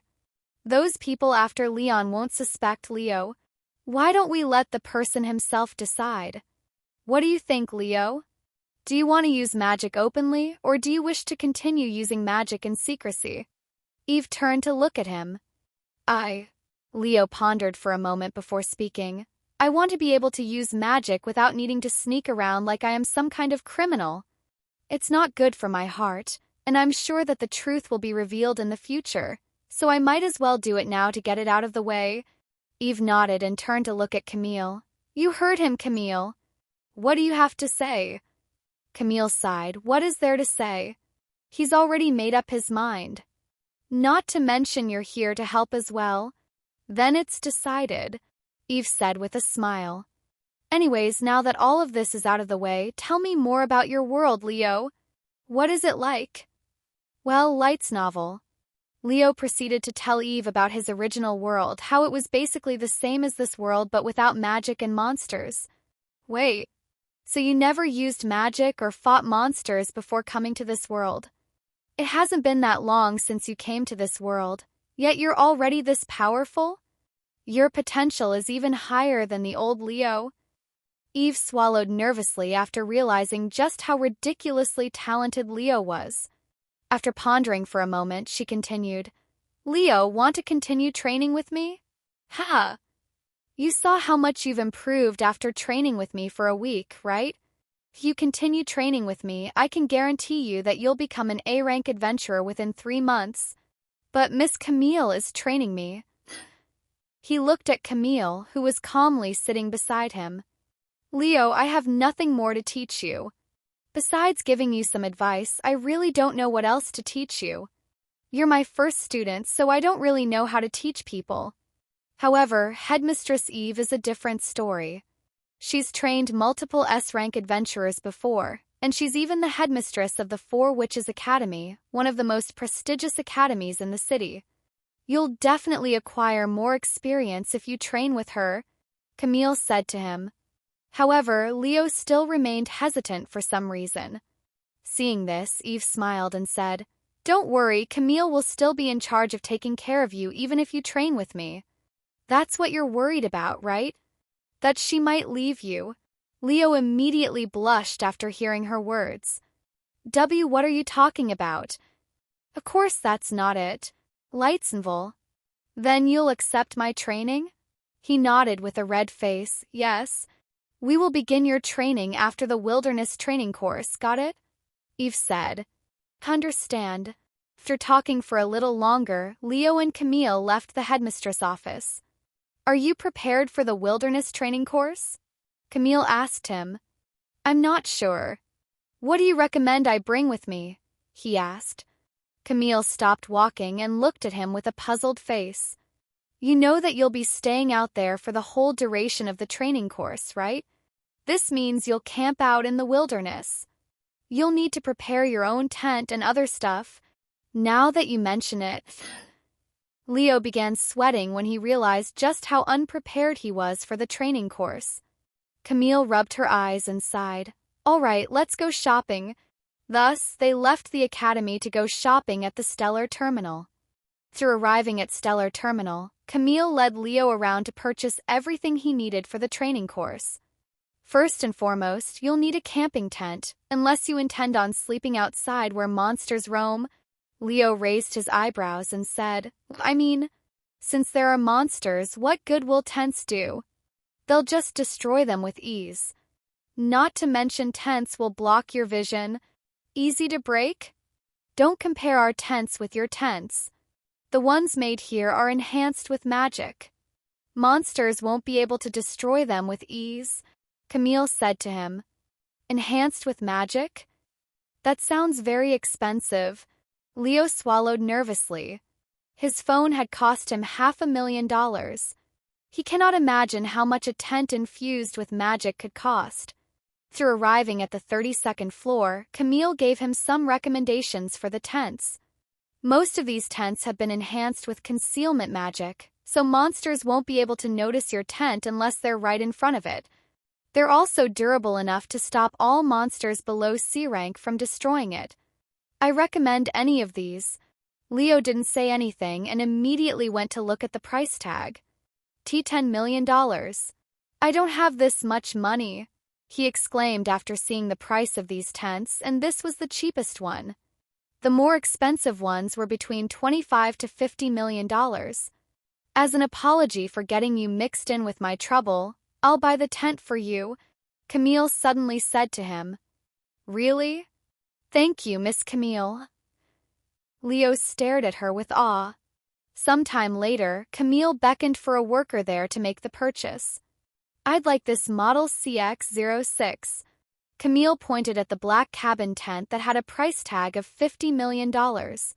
Leo's eyes widened when she picked out the most expensive tent on the floor. Are you sure? I don't mind getting the cheapest one, Leo said to her. It's fine, she calmly said. Thank you very much for your purchase. The workers there thanked her. Here's your tent. Whenever you want to use it, just remove the lock and press the button.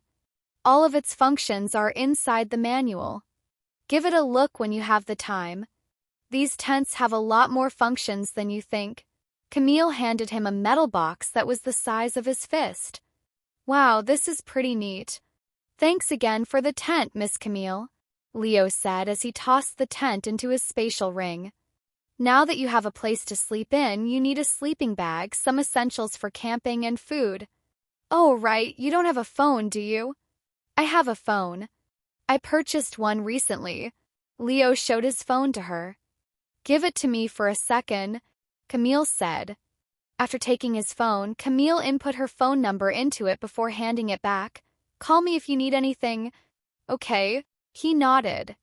They proceeded to go to another floor to purchase camping essentials and a sleeping bag. After that, they went to buy some food. Ugh, I'll have to eat Marie's for an entire month. Leo's body shivered after recalling his experience with them. Light's novel. The ones you ate were most likely low-quality MREs. The high-quality ones are actually better than what you can eat in most restaurants, Camille said. Upon reaching the 39th floor where they sold MREs, Camille brought him to the high-quality MRE section. These are Miss. Leo was taken aback by what he was seeing. Unlike the MREs that were sealed inside a plastic bag and were mostly dehydrated food, these high-quality MREs were no different than an actual meal from a restaurant. High-quality MREs are freshly made food that won't spoil or lose quality for 3 months due to the magic protecting them. Low-quality MREs will cost you about $50 each, but high-quality MREs will cost around $5,000 each. $5,000 for a single meal. Leo swallowed nervously. However, he didn't want to eat the low-quality MREs, especially after what they'd done to his stomach afterward. In the end, Leo purchased a month worth of high-quality MREs for $250,000. As much as he hates wasting money, he couldn't stand the idea of eating low-quality MREs for an entire month. Lights fell. Sometime later, once Leo was fully prepared for the training course, Camille asked him, "Do you want to look at the artifacts too?" "You'll need a..." "No, I don't need them, and they're too expensive." He shook his head. "All right then." They returned to the academy immediately afterward. "Good luck on the training course. I will be out there as well, but I won't always be around to watch over you," Camille said to him. "Don't worry, I will be careful out there. Also, I won't be alone. Nina will be with me." "Nina?" "As in Nina Wraith." Camille looked at him with wide eyes. "Yes, she approached me after the gathering, saying how she wanted to help me before she leaves the academy. And you trust her?" "Well, out of the other students in the academy, I trust her the most, especially after what we did." "I see. Even if she seems trustworthy, don't forget." "I remember." "You don't need to remind me," Leo said with a smile. After returning to the academy, Leo went back to the dorm to rest for the remainder of the day. "Are you nervous about the training course?" Lilith asked him as he laid on the bed. "Of course. This is my first time camping out in the wilderness, and I have to stay out there for a whole month," he sighed. "I wouldn't worry if I were you. You're more than strong enough to survive out in the wilderness," unless you plan on fighting B-rank monsters. Why would I want to fight B-rank monsters? You'll have to if you want to place first in this training course. There are plenty of students who are B-rank adventurers after all, not to mention the elite class. Lilith shrugged. B-rank monsters, huh? I wouldn't be worried if I could use magic, but since I can only fight with a sword, I'm not as confident. Leo sighed. Have some confidence in yourself. Also, you won't be going alone. Nina Wraith. She's also a student of an elite class. If you work together, I'm sure you'll do fine, Lilith said. Leo nodded and fell asleep shortly after. The following morning, after eating breakfast at the cafeteria, Leo left the academy and called for a taxi. Since the wilderness training course happens every year and is a well-known event in the city, there were hundreds of taxis already waiting outside the academy for easy access for the students. After Leo got into a taxi, the driver drove straight to the east gate without needing Leo to say a word. Half an hour later, they arrived at the east gate, which was not as crowded as Leo had anticipated, mostly because the students had already left the city to gather outside. After paying the taxi, Leo made his way towards the gates. As he got closer, he noticed a small figure standing beside the path to the wilderness. When he saw her cute face, Leo immediately approached her. Sorry, did you wait long? He said to Nina, who had arrived before him. No, she calmly shook her head. Let's go, shall we? The two of them approached the entrance to the wilderness without being stopped by the guards. After exiting the tunnel, Leo and Nina noticed a group of fellow students gathered near a table not far away from the entrance. That must be where we get our watch and recorder, Leo said as he pointed. Sure enough, there was a teacher at the table handing out watches and recorders to the students of their academy. The watch looked like an ordinary watch, but it didn't show the time like ordinary watches. Instead, there was the number 0 in it. As for the recorder, it was just a small camera lens that can be clipped onto any part of their clothes, almost like a spy tool. Most students decided to clip the recorder on their tie. The watch will automatically count how many monsters you killed in the vicinity and convert them into points. The stronger the monster, the more points you will receive. However, keep in mind that it will only count kills up to 100 meters away, and only monsters that you killed will be counted. Don't even try to tamper with the watch because it's an automatic disqualification from the exam. As for the recorder, say start record if you want to record something. If you want to end the recording, just say end record. That's all. If you already have a watch and a recorder, go over there with the rest of the students. Leo and Nina gathered with the other students at the border of the green zone. Sometime later, Headmistress Eve showed up and said to them, "The wilderness training course will officially begin now. Good luck and stay safe." Oh, let's go. The students there cheered loudly before scattering towards the wilderness in groups. Some of the students there had prepared vehicles beforehand, so they were able to travel much quicker. As for the other students, they all took out what appeared to be a skateboard without wheels and jumped onto them. Light's novel. These skateboards then hovered a few inches off the ground before they began moving forward. Although they were not as fast as actual vehicles, they were still traveling at around 20 to 30 miles per hour. What are those? Leo pointed at the skateboards as this was his first time seeing them. You mean the hoverboards? They're artifacts with wind magic. They're mostly used for traveling in the wilderness. You don't have one? Nina explained to him. No, he shook his head. Lilith suddenly started laughing in a mocking manner. Miss Camille probably wanted to get you one yesterday at the Stellar Terminal, but you refused. Looks like you'll have to walk on your feet while everyone else cruises around the wilderness. Shit. Leo swallowed nervously after hearing her words. I have a spare one if you want to use it, Nina said. Really? Thank you. Leo immediately smiled upon hearing her words. Nina retrieved 2 black hoverboards and handed one to him. How do I use this? He asked once it was in his hands. You put it on the floor, step on it, and activate it with your mana. It will automatically start hovering in the air. If you want to move forward, tilt your body forward or press the top of the hoverboard with your feet. If you want to stop or slow down, do the opposite by leaning back or stepping the back of the hoverboard. If you want to hover in place, balance yourself. If you want to turn, lean towards that direction. Like this. Nina jumped on the hoverboard and demonstrated the movements to him. I see. Leo stood on the hoverboard and practiced for a few minutes until he got the hang of it. This is freaking cool, Leo exclaimed as he circled around Nina. Teachers there watched them with raised eyebrows, wondering why they were still at the starting point and messing around with hoverboards when the rest of the students were long gone. Where are we going to go? Nina asked him some time later. I'm not sure. Where can we go for the most points? That would be the labyrinth, but they're random, so we cannot rely on them for points. Other than that, we can find some monster nests. They have the most monsters there, but it's also more dangerous. Most people won't risk it because you can easily be overwhelmed.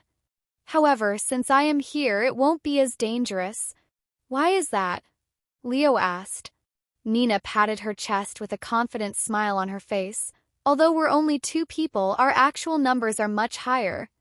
As a necromancer, I can summon servants to fight for us, and at my current level I can summon 100 skeleton warriors or 10 skeleton mages. 100 skeleton warriors?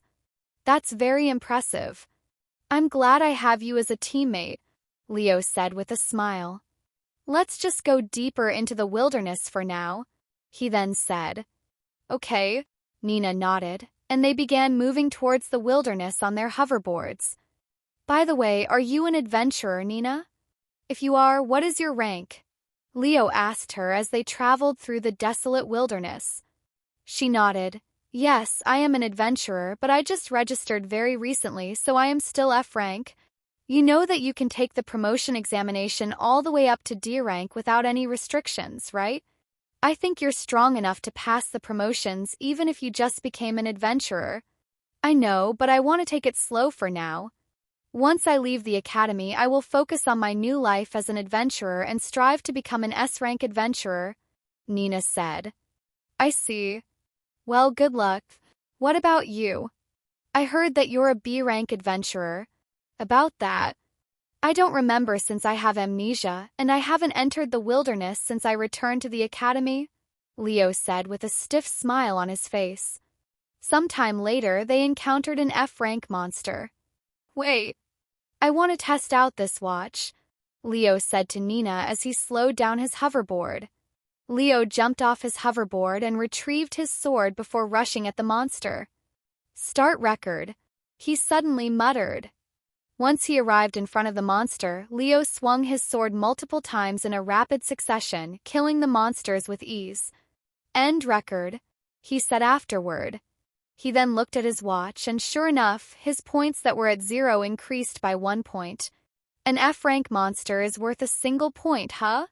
How does this thing even work? Magic, Nina calmly said.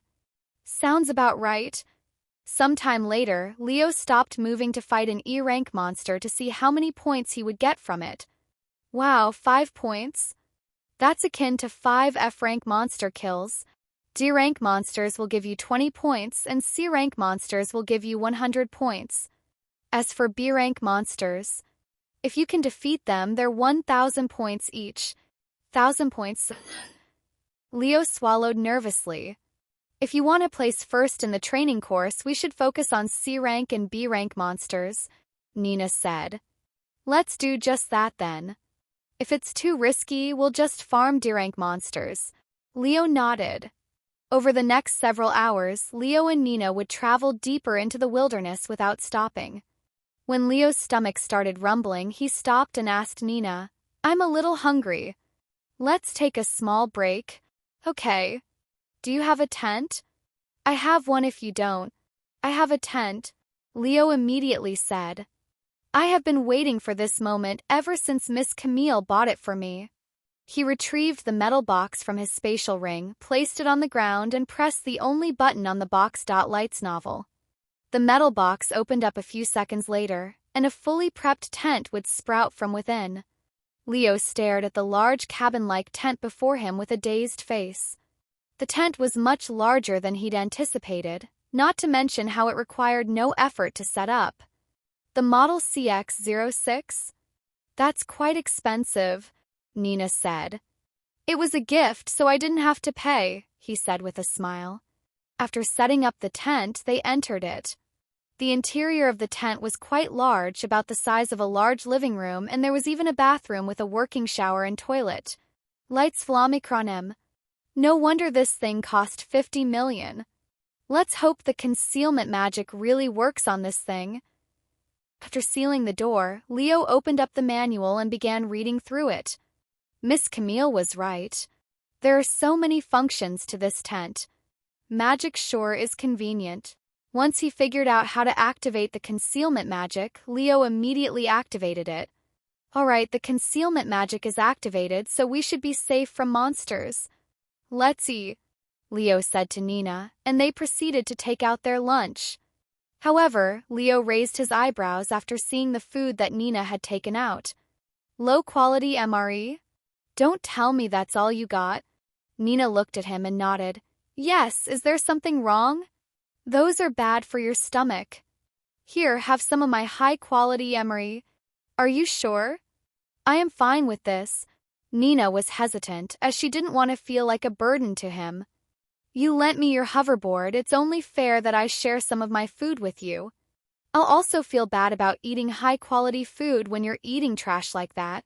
Trash. Nina looked at her low-quality MRE with a pondering face. She wasn't a picky eater, nor does she hate low-quality MRE as much as Leo, but if she could eat something better, she wouldn't refuse either. Then I will take up on your offer.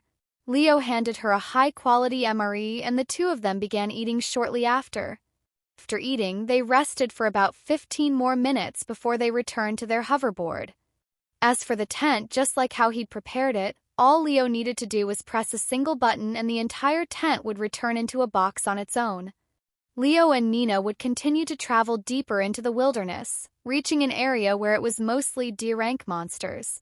And since they would kill any monster they encounter, the both of them racked up 500 points combined.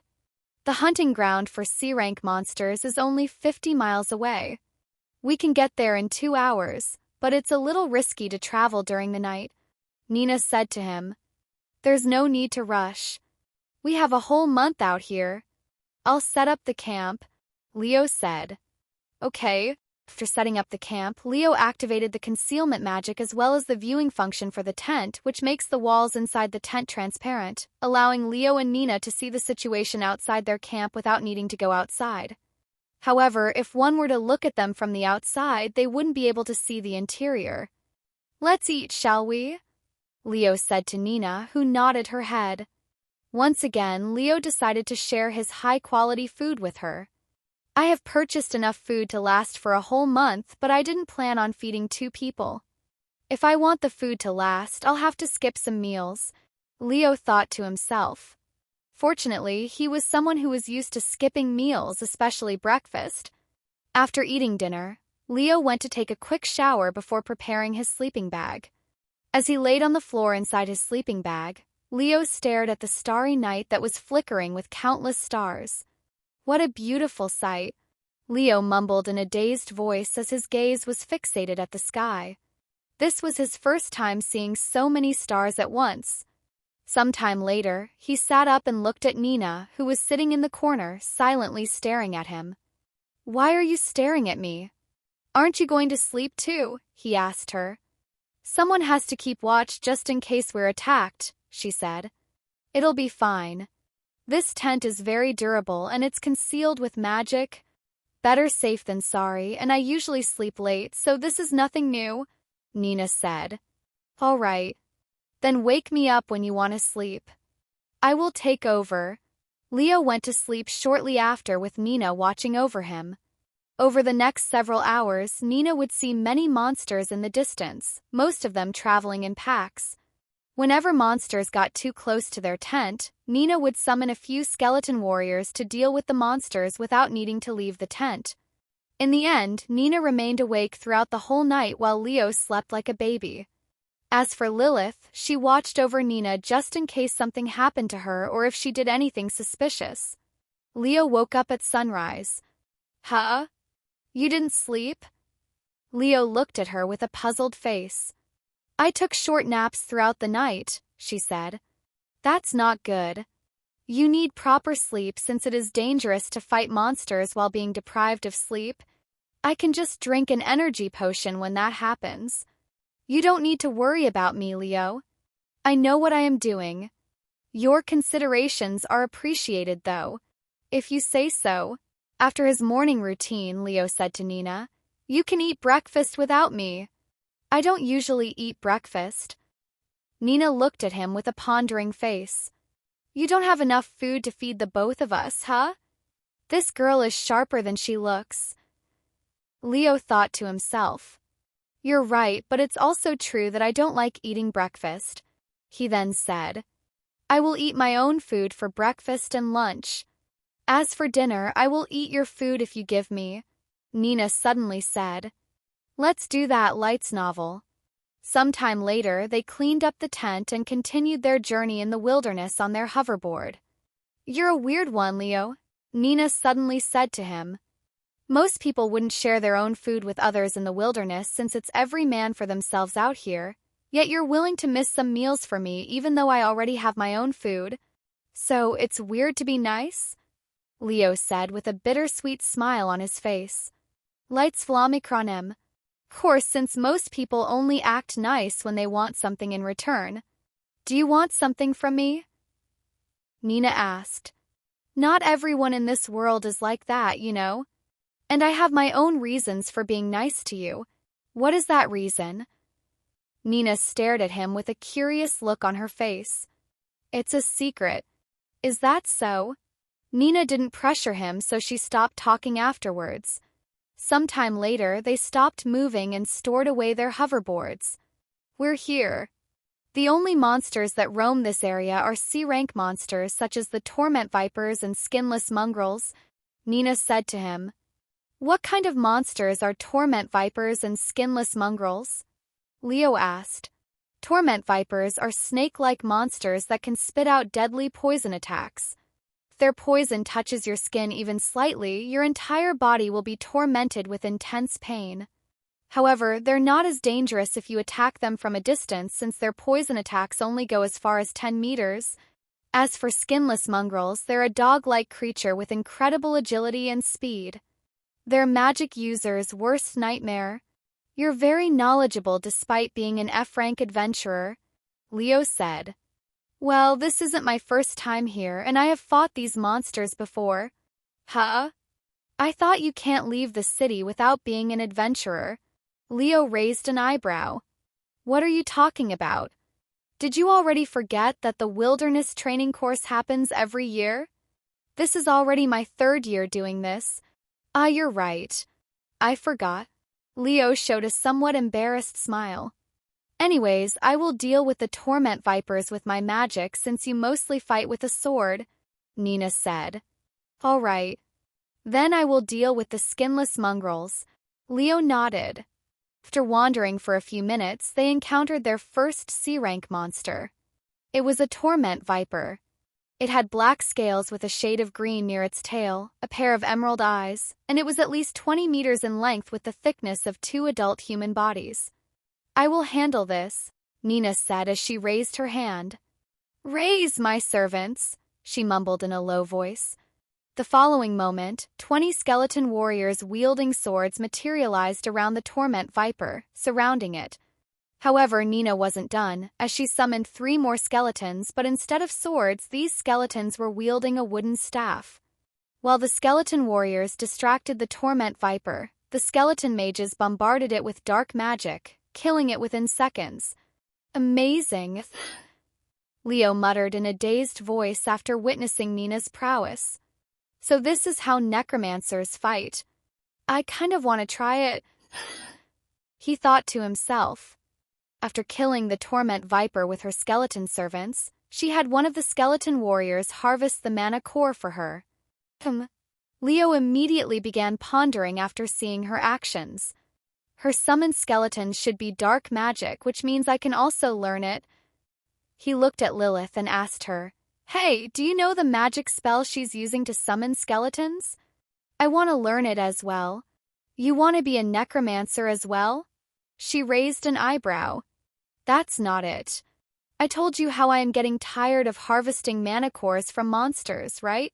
Since I don't want to hire people to do that work for me, I can simply make my summoned skeletons do the work. It's a genius idea if you ask me." He explained his reason for wanting to learn necromancy.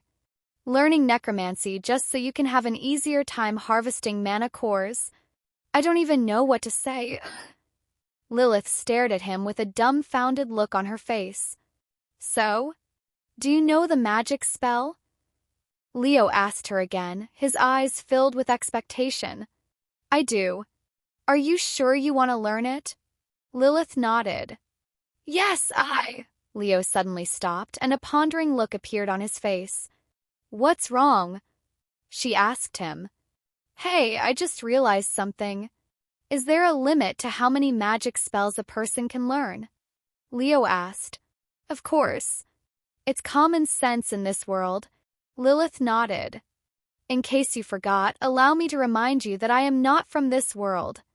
How many spells can a single person learn on average?" Lilith pondered for a moment before speaking. "Well, it really depends on your talent, but most ordinary magic users can learn around 10 spells. Talented people can learn around 15 to 30 magic spells. This is because memorizing magic spells actually take a huge toll on your mind and body, you just don't feel it. I wouldn't be too worried if I were you. Your magic talent is immense and incomparable in this world's standard. You can probably learn over 50 different magic spells with ease, not to mention the magic system. I wouldn't be surprised if you can learn unlimited magic spells." "I see. All right, I will learn the skeleton magic." Leo nodded. "You want to do it now?" Lilith asked him. "No, we'll do it later." Sometime later, Leo and Nina continued to look for more monsters to hunt. The second C-rank monster they encountered was the skinless mongrel. It had the appearance of a large dog, but it lacked any fur on its body, and its skin tone looked like rotten meat. "I got this one," Leo said to Nina before approaching the skinless mongrel that was the size of an extra-large dog. Start record. When it noticed Leo's presence, the skinless mongrel began rushing at him. Despite its large size, the skinless mongrel was very agile and quick on its feet, zigzagging as it ran. However, Leo could see all of its movements clearly, and once it was close enough, he swung his sword, severing its front legs. Once the skinless mongrel fell on the ground, Leo stabbed his sword directly into its head, killing it instantly. Stop record.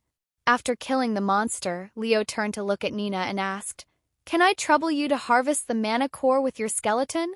I don't want to get my hands dirty." "Sure." Nina nodded. She summoned a single skeleton warrior before commanding it to harvest the mana core. Afterward, they continued to hunt for monsters. Several hours later, they set up the tent to have lunch. "How many points do you have now?" "I have 1,610 points. 2,300 points. "What? How do you have more points than me when I killed more monsters than you?" Leo asked with a raised eyebrow. "Lights Flamikronem. I fought some monsters last night while you slept.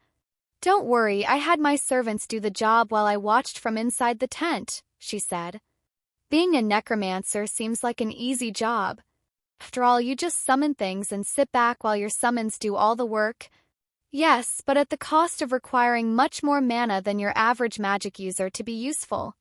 Not only do I have to use mana to summon the skeletons, they will continuously drain my mana until I remove them. If I summon 100 skeleton mages at once, I would only be able to last about a minute before I run out of mana. The magic spells themselves are also very expensive. If the Academy hadn't given me the summon skeleton spells as a gift, I wouldn't be a necromancer." "The Academy gave you the spells? Did they say anything when you told them that you plan on leaving the Academy?" Leo suddenly asked. "I haven't told them yet," she shook her head. "Eh? Why not?" Because they will try to convince me to stay. So what are you going to do? Just leave the academy without saying a word. Exactly. She nodded. Unbelievable. Yuan sighed. For lunch, the two of them returned to hunting monsters, quickly raising their points. Once it was getting dark outside, they set up their camp and retired for the night. We have over 7,000 points as a team now. Do you think we're at the top of the ranking right now? Leo asked out loud as he stared at his watch. You can see our ranking. Just tap the screen on the watch, Nina said. Light's novel. Oh? I didn't know it had such a function. Leo tapped on the watch the following moment. Rank 334. Rank 334. So there are 333 teams ahead of us. How is that even possible? We went straight to C-rank monsters and we fought pretty much all day. Leo was in disbelief. Unless these teams were hunting B-rank monsters, how can there be so many people ahead of them? But even that wouldn't make sense since most students aren't strong enough to fight B-rank monsters. Seems about right, Nina said. Leo looked at her with raised eyebrows. Most of them probably have a full team of 6 people so they can split into 2 or even 3 smaller teams and fight more monsters that way. Furthermore, I am willing to bet that most of them are hunting at night when there are more monsters roaming the wilderness. If you want to rank first in this training course, we'll need to fight B-rank monsters at night and forget about sleeping, Nina explained. I have underestimated this training course and the students. This is a fierce competition. Leo swallowed nervously. I'm not surprised. Those who rank top will receive artifacts and other stuff, after all. I see. I don't care about getting first place in this training course, so we can just relax and... Before Leo could even finish his sentence, a notification appeared before him. You have received a special quest. Quest, Wilderness Training Course. Description, rank top 3 in the Wilderness Training Course. Reward, rank 3, 100,000 magic experience, 500 magic points. Rank 2, 200,000 magic experience, 1,000 magic points. Rank 1, 500,000 magic experience, 2,500 magic points. Warning, ranking below top 3 will result in a penalty. Leo's eyes widened with shock when he saw the details of the special quest. 2,500 magic points. I need to come in rank 1. He cried inwardly. Due to a lack of ordinary quests, he was having difficulties acquiring more magic points, and he's running low on magic points as well, so this special quest was a blessing disguised as misfortune for him. At least that's what he believed. Nina, we're going to aim for rank 1. Leo suddenly declared to her, who was staring at him with a dazed face. Rank 1? That's impossible. We don't have the manpower nor the strength to achieve such a goal. The best we'll do is probably top 50. And why the sudden change of heart? You said that you didn't care about getting first place just moments ago. She looked at him with a suspicious gaze. I have my reasons. Anyways, I am going to fight for rank 1. Course, I won't force you. If you want to take it slow, you can do so, but I will be going all out. Nina shook her head and said, I never said that I wanted to take it slow. If you want to aim for rank 1, I will help you to the best of my ability. Alright, then it's decided. After dinner, we will look for B-rank monsters since they give way more points, Leo said. Okay. Nina nodded. After eating dinner, Lilith showed Leo the spell he wanted to learn earlier. You have learned the magic spell. Summon Skeleton Warrior. Summon Skeleton Warrior. Affinity Dark. Tier 3. Mana 100. Mastery rank F. Summon limit 50. It's a Tier 3 magic spell, huh? Do you want to learn the other one as well? Summon Skeleton Mage is a different spell, and it's a Tier 4 magic spell. Lilith suddenly asked him afterward. It might come in handy, so I will learn it as well. Leo nodded. Alright, you have learned the magic spell. Summon Skeleton Mage. Summon Skeleton Mage. Affinity Dark. Tier 4. Mana 500. Mastery rank, F. Summon limit, 5. Thank you, Lilith. No problem. She gave him a thumbs up. Once they were ready, they cleaned up the tent and started making their way deeper into the wilderness, towards the area where B-rank monsters roamed. Took almost 3 hours of traveling without any breaks, but Leo and Nina eventually arrived at their destination. There are 3 kinds of monsters in this area, and they're all B-rank monsters.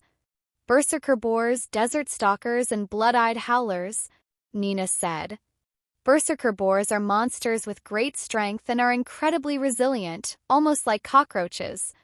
They're quite simple to deal with because of their straightforward attacks, but they are also quite annoying because they get stronger as they receive more damage, so you want to finish them off as soon as possible. Blood-eyed howlers can use earth magic, and they usually like to throw large boulders at you from a distance. They also usually travel in groups of 3 or 4. Desert stalkers are vexing monsters that like to sneak up on you. They can use camouflage magic that makes them blend in with the environment, which makes them incredibly dangerous, especially when you're distracted or not paying attention. However, they're not much of a threat if you're paying attention because while they can camouflage themselves, they cannot hide their obvious glowing purple eyes, so keep your eyes out for them. Leo listened to Nina lecture him about the monsters in the area as they slowly wandered the area on their hoverboards. A few minutes later, they stopped when they noticed 3 medium-sized figures in the distance. These figures resembled monkeys, had black fur, a robust physique, and distinctive crimson eyes. Are those blood-eyed howlers? Leo asked for confirmation. Yes. How should we deal with them? They will start throwing rocks at us the moment they see us. I will distract them with my servants while you attack them from a blind spot. All right. Leo nodded.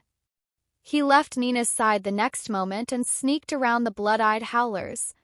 Once Leo was prepared, Nina summoned 10 skeleton mages and had them barrage the blood-eyed howlers with magic, injuring them, but it wasn't enough to kill them. When the blood-eyed howlers realized that they were under attack, they immediately started casting earth magic, creating large boulders with their mana before chucking them at Nina's direction. Destroy them. Nina commanded the skeleton mages to target the boulders in the air, destroying them before they could reach her. Meanwhile, Leo activated Feather Step and rushed at the blood-eyed howlers from their blind spot. Since Feather Step directly affects his body and is undetectable with one's bare eyes, Leo decided to use it to increase his speed. Once he was in range to attack, Leo quickly swung his sword at one of the blood-eyed howlers, instantly decapitating it. By the time the other 2 realized what had just happened to their companion, Leo was already in motion for a second attack. Whoosh! Another blood-eyed howler was decapitated.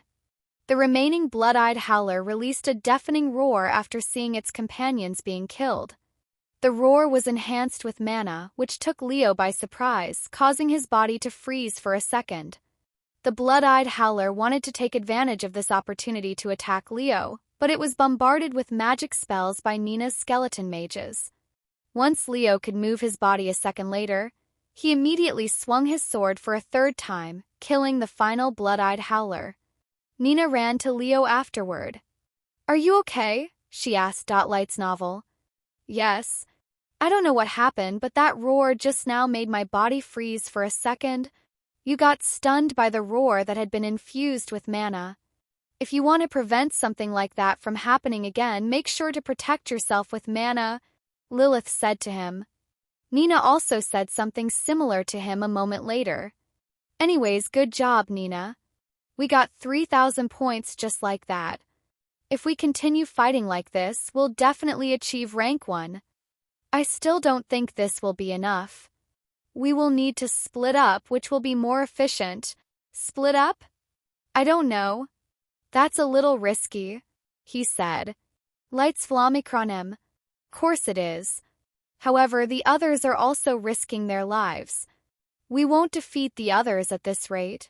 Leo pondered for a moment before speaking. Let's continue fighting together for a little longer. I am still not familiar with the monsters here.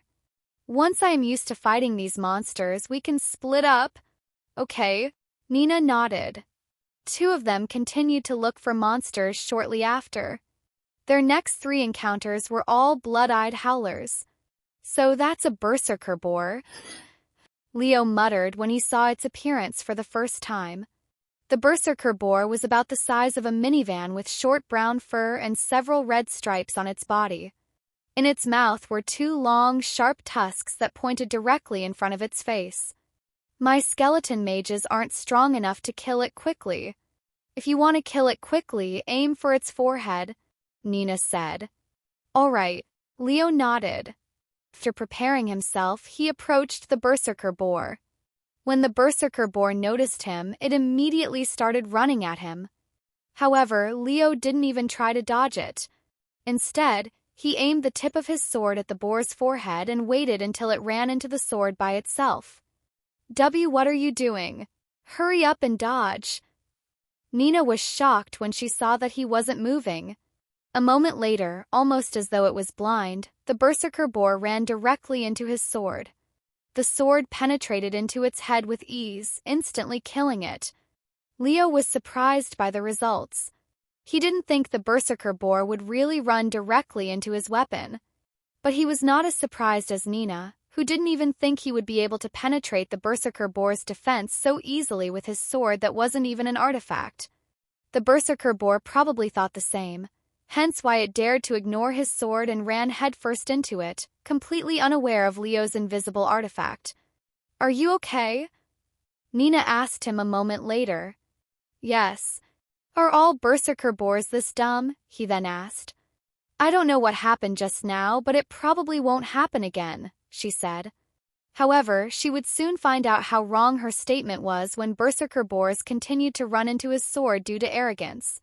What in the world is going on? This is the 8th berserker boar in a roll that ran into your sword. Nina mumbled in a dazed voice as she stared at the monster corpse in front of Leo, who killed it without moving a single step. Who knows, but I'm not going to complain. Leo shrugged. Is your sword actually an artifact? She asked, her gaze fixated on his sword with a curious look on her face. No, this is just an ordinary steel sword. Leo showed his sword to her. Nina caressed the cold blade with her fingers and mumbled afterward, You're right. There's no mana in this sword. It's really an ordinary sword. But how come it can penetrate the berserker boar's tough skin with such ease? That doesn't make any sense. Even if you imbued it with your mana, there's no need to overthink it, Leo said with a stiff smile on his face. Anyways, let's take a look at our rank. We've gained around 20,000 points in just 3 hours.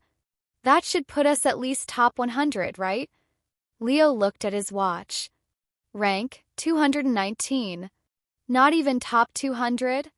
Just how hardcore are the students in our academy?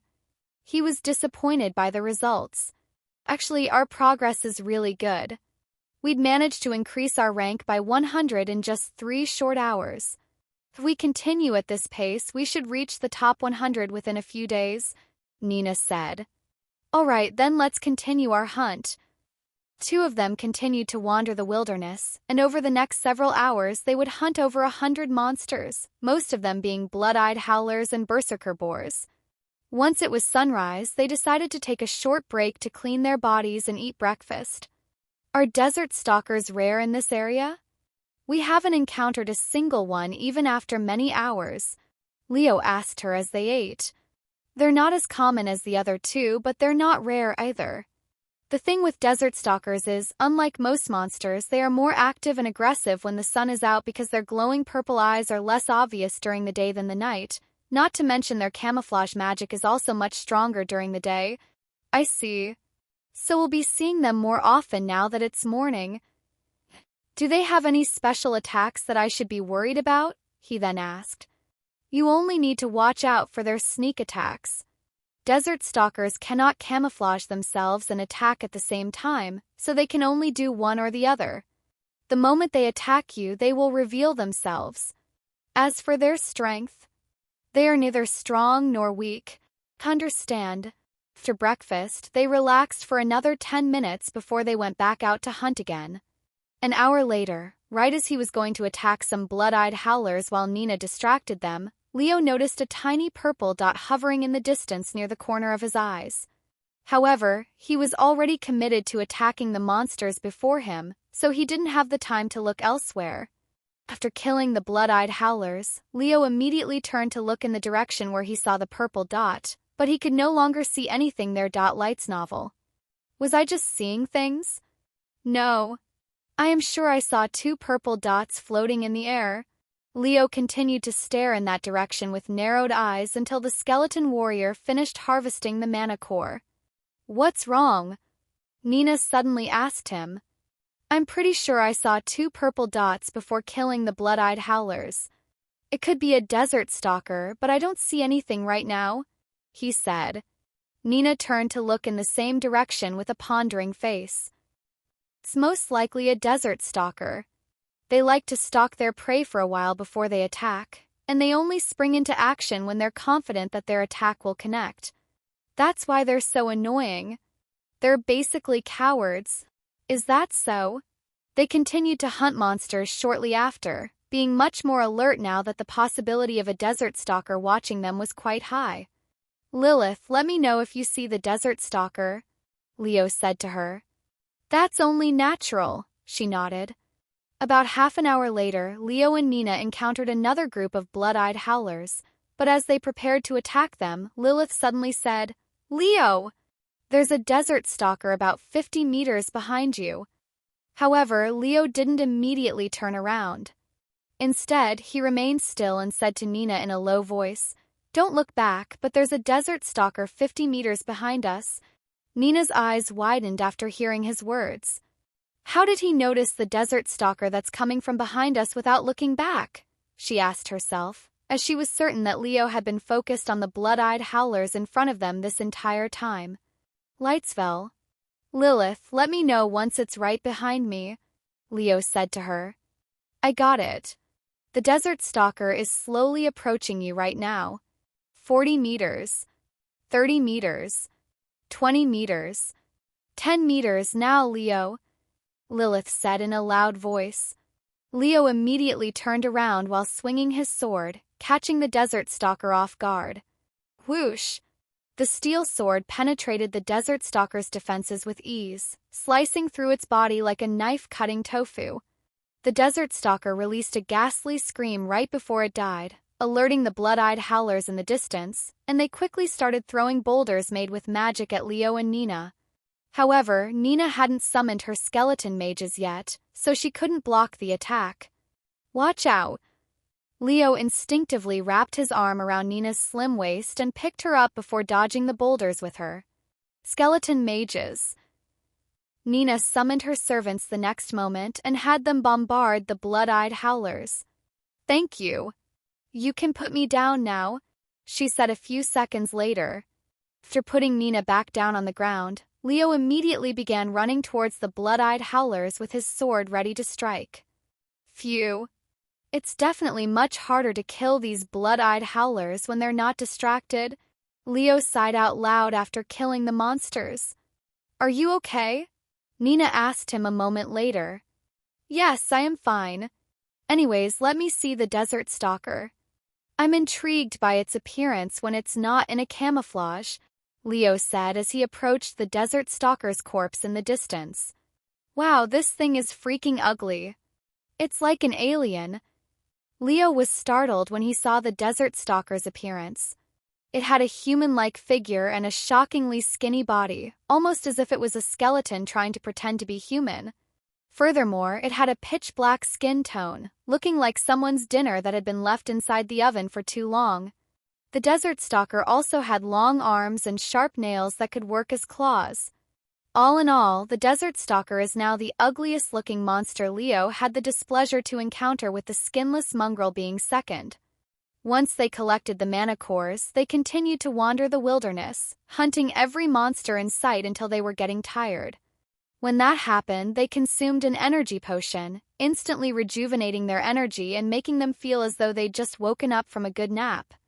They would continue this routine for the next 3 days, amassing over 500,000 points. You have completed a quest. Plus 1000 magic points. The moment he finished the quest that required him to kill 500 monsters, Leo purchased another one for 75 magic points. Magic points, 999. After hunting monsters non-stop for 2 consecutive days, Leo and Nina decided to take a break and actually get some real rest, and not wanting to slow down too much, they decided to take their break in the morning of the 3rd day since the monsters were less active at that time. We have over 500,000 points now. What do you think our current rank is? Let's take a guess and see who is closer, Leo said to Nina as they ate breakfast. 521,000 points, huh? We should be around rank 100. Then I'll guess rank 70. Leo looked at his watch the next moment. Rank 108. Ugh, you win. We're ranked 108, not even top 100 yet.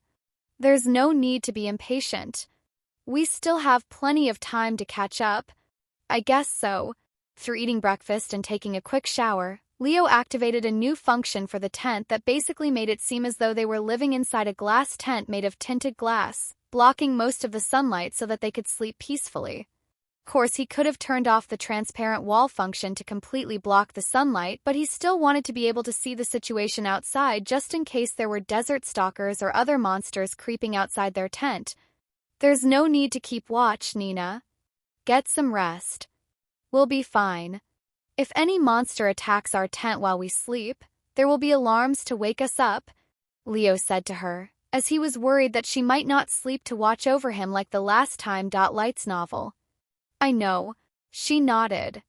If there's an emergency, wake me up, Leo said to Lilith as he tucked himself comfortably into his sleeping bag. Of course, Leo quickly fell asleep after closing his eyes. The same went for Nina. Even though they've been replenishing their energy with potions, that was only a temporary solution.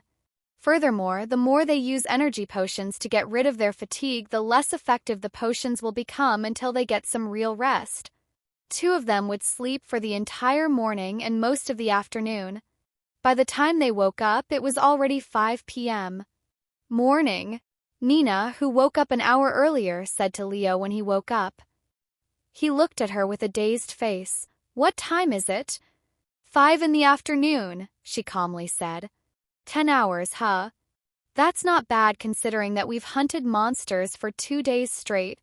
My God, our rank had dropped by 70 ranks in just 10 hours. Are these guys not sleeping at all or something? Leo was shocked when he saw that their rank had tanked to rank 171.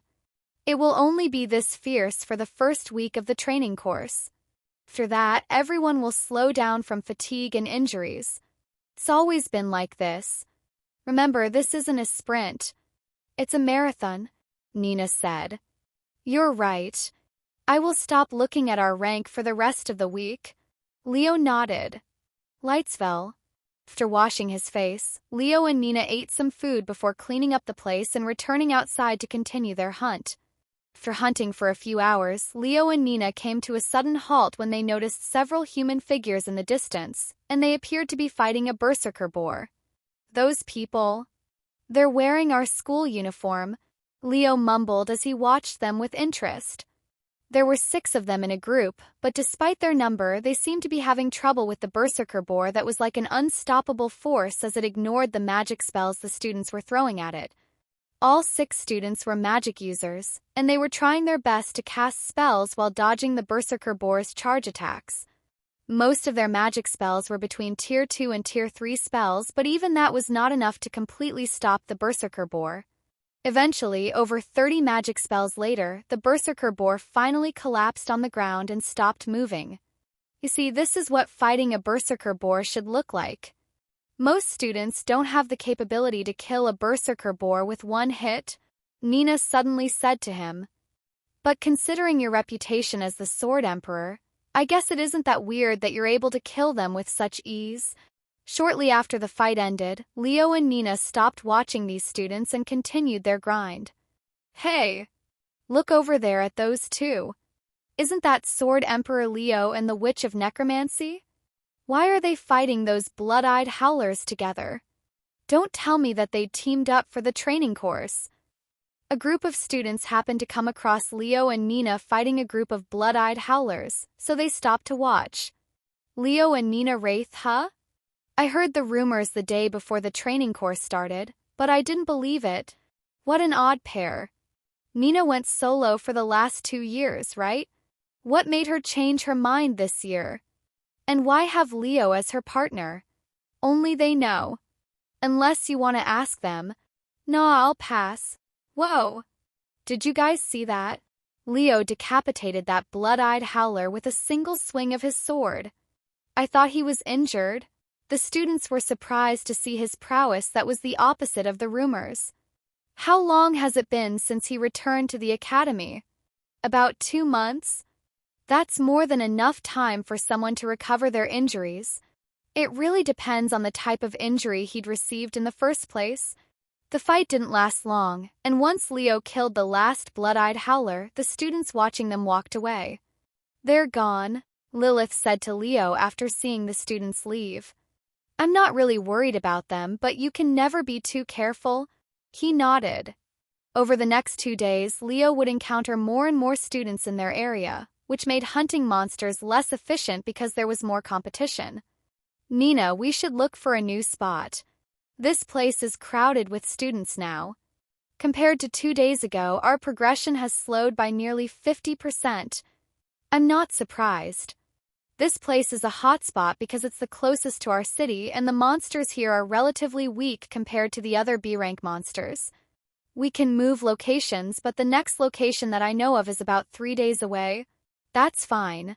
Let's go there and hope for the best, that it isn't going to be crowded. If we stay here, our progress will only continue to slow down, Leo said. I don't think many students know of that location since I stumbled upon it by accident last year. The monsters there are also quite troublesome, enough to deter most people from going there. Hey. Sounds like a very dangerous place. Are you sure this place is worth it? She nodded. The place is crawling with monsters because not many people go there, so we'll be able to farm a bunch of points. The monsters there are quite powerful, but we should be able to handle them without any problems, especially considering that you can kill monsters like the berserker boar in a single hit. Alright, let's go to this place then. Leo agreed. After taking out their hoverboards, Leo followed Nina to a new location to farm monsters.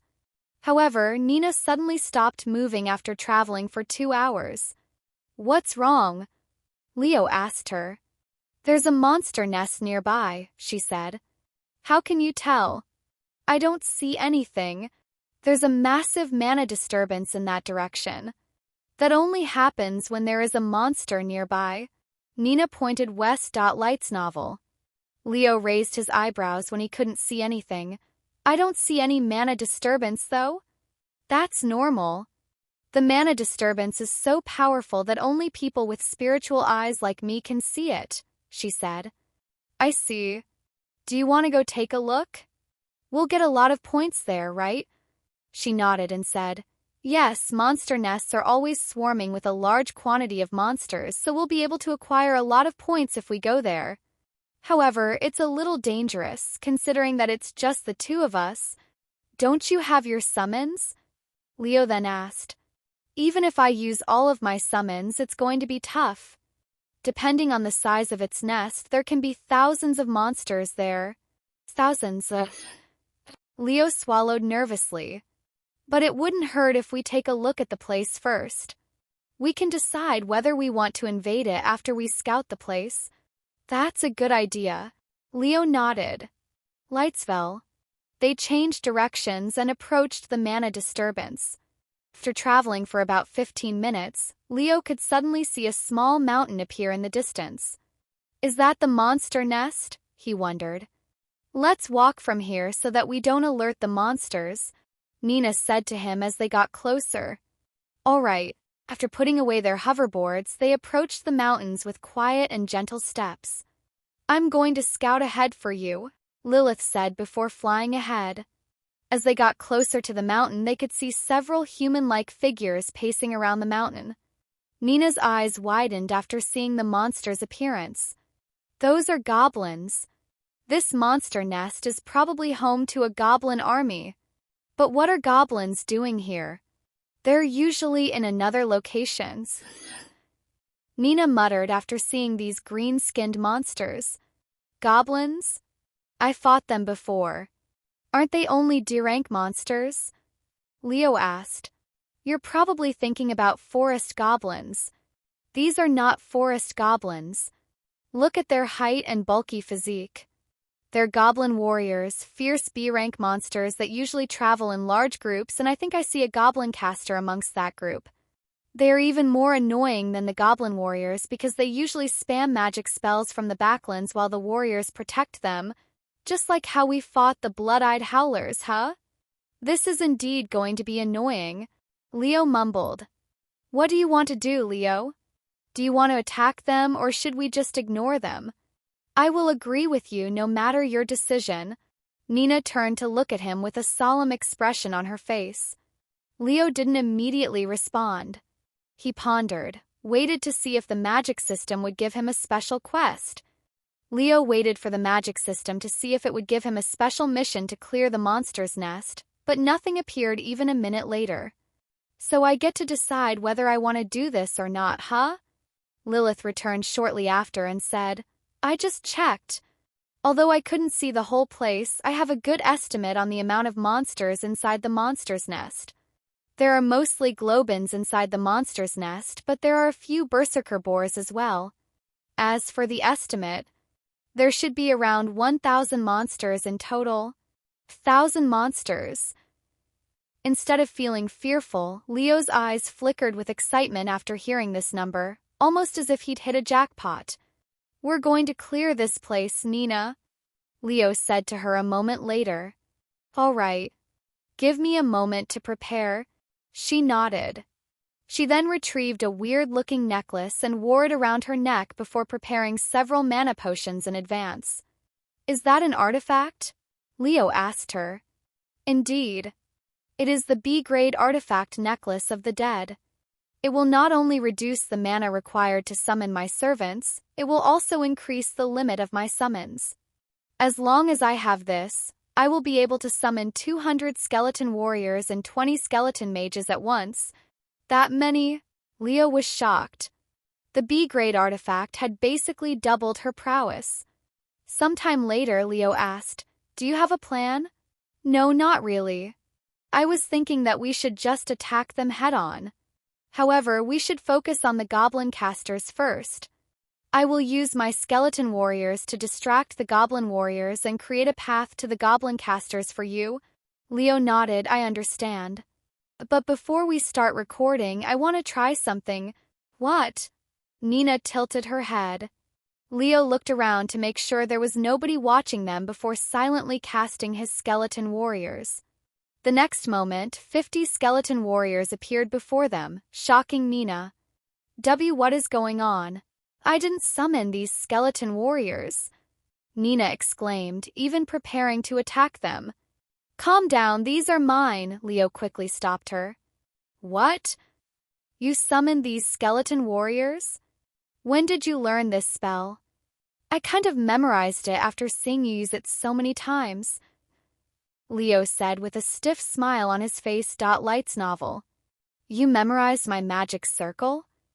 Nina stared at him with her eyes as wide as saucers, her mouth wide open. Although it is technically possible for one to learn another's magic spell by looking at their magic circle, it isn't very practical. In fact, it was impossible. After all, when one casts a magic spell, their magic circle would only show up for a brief moment.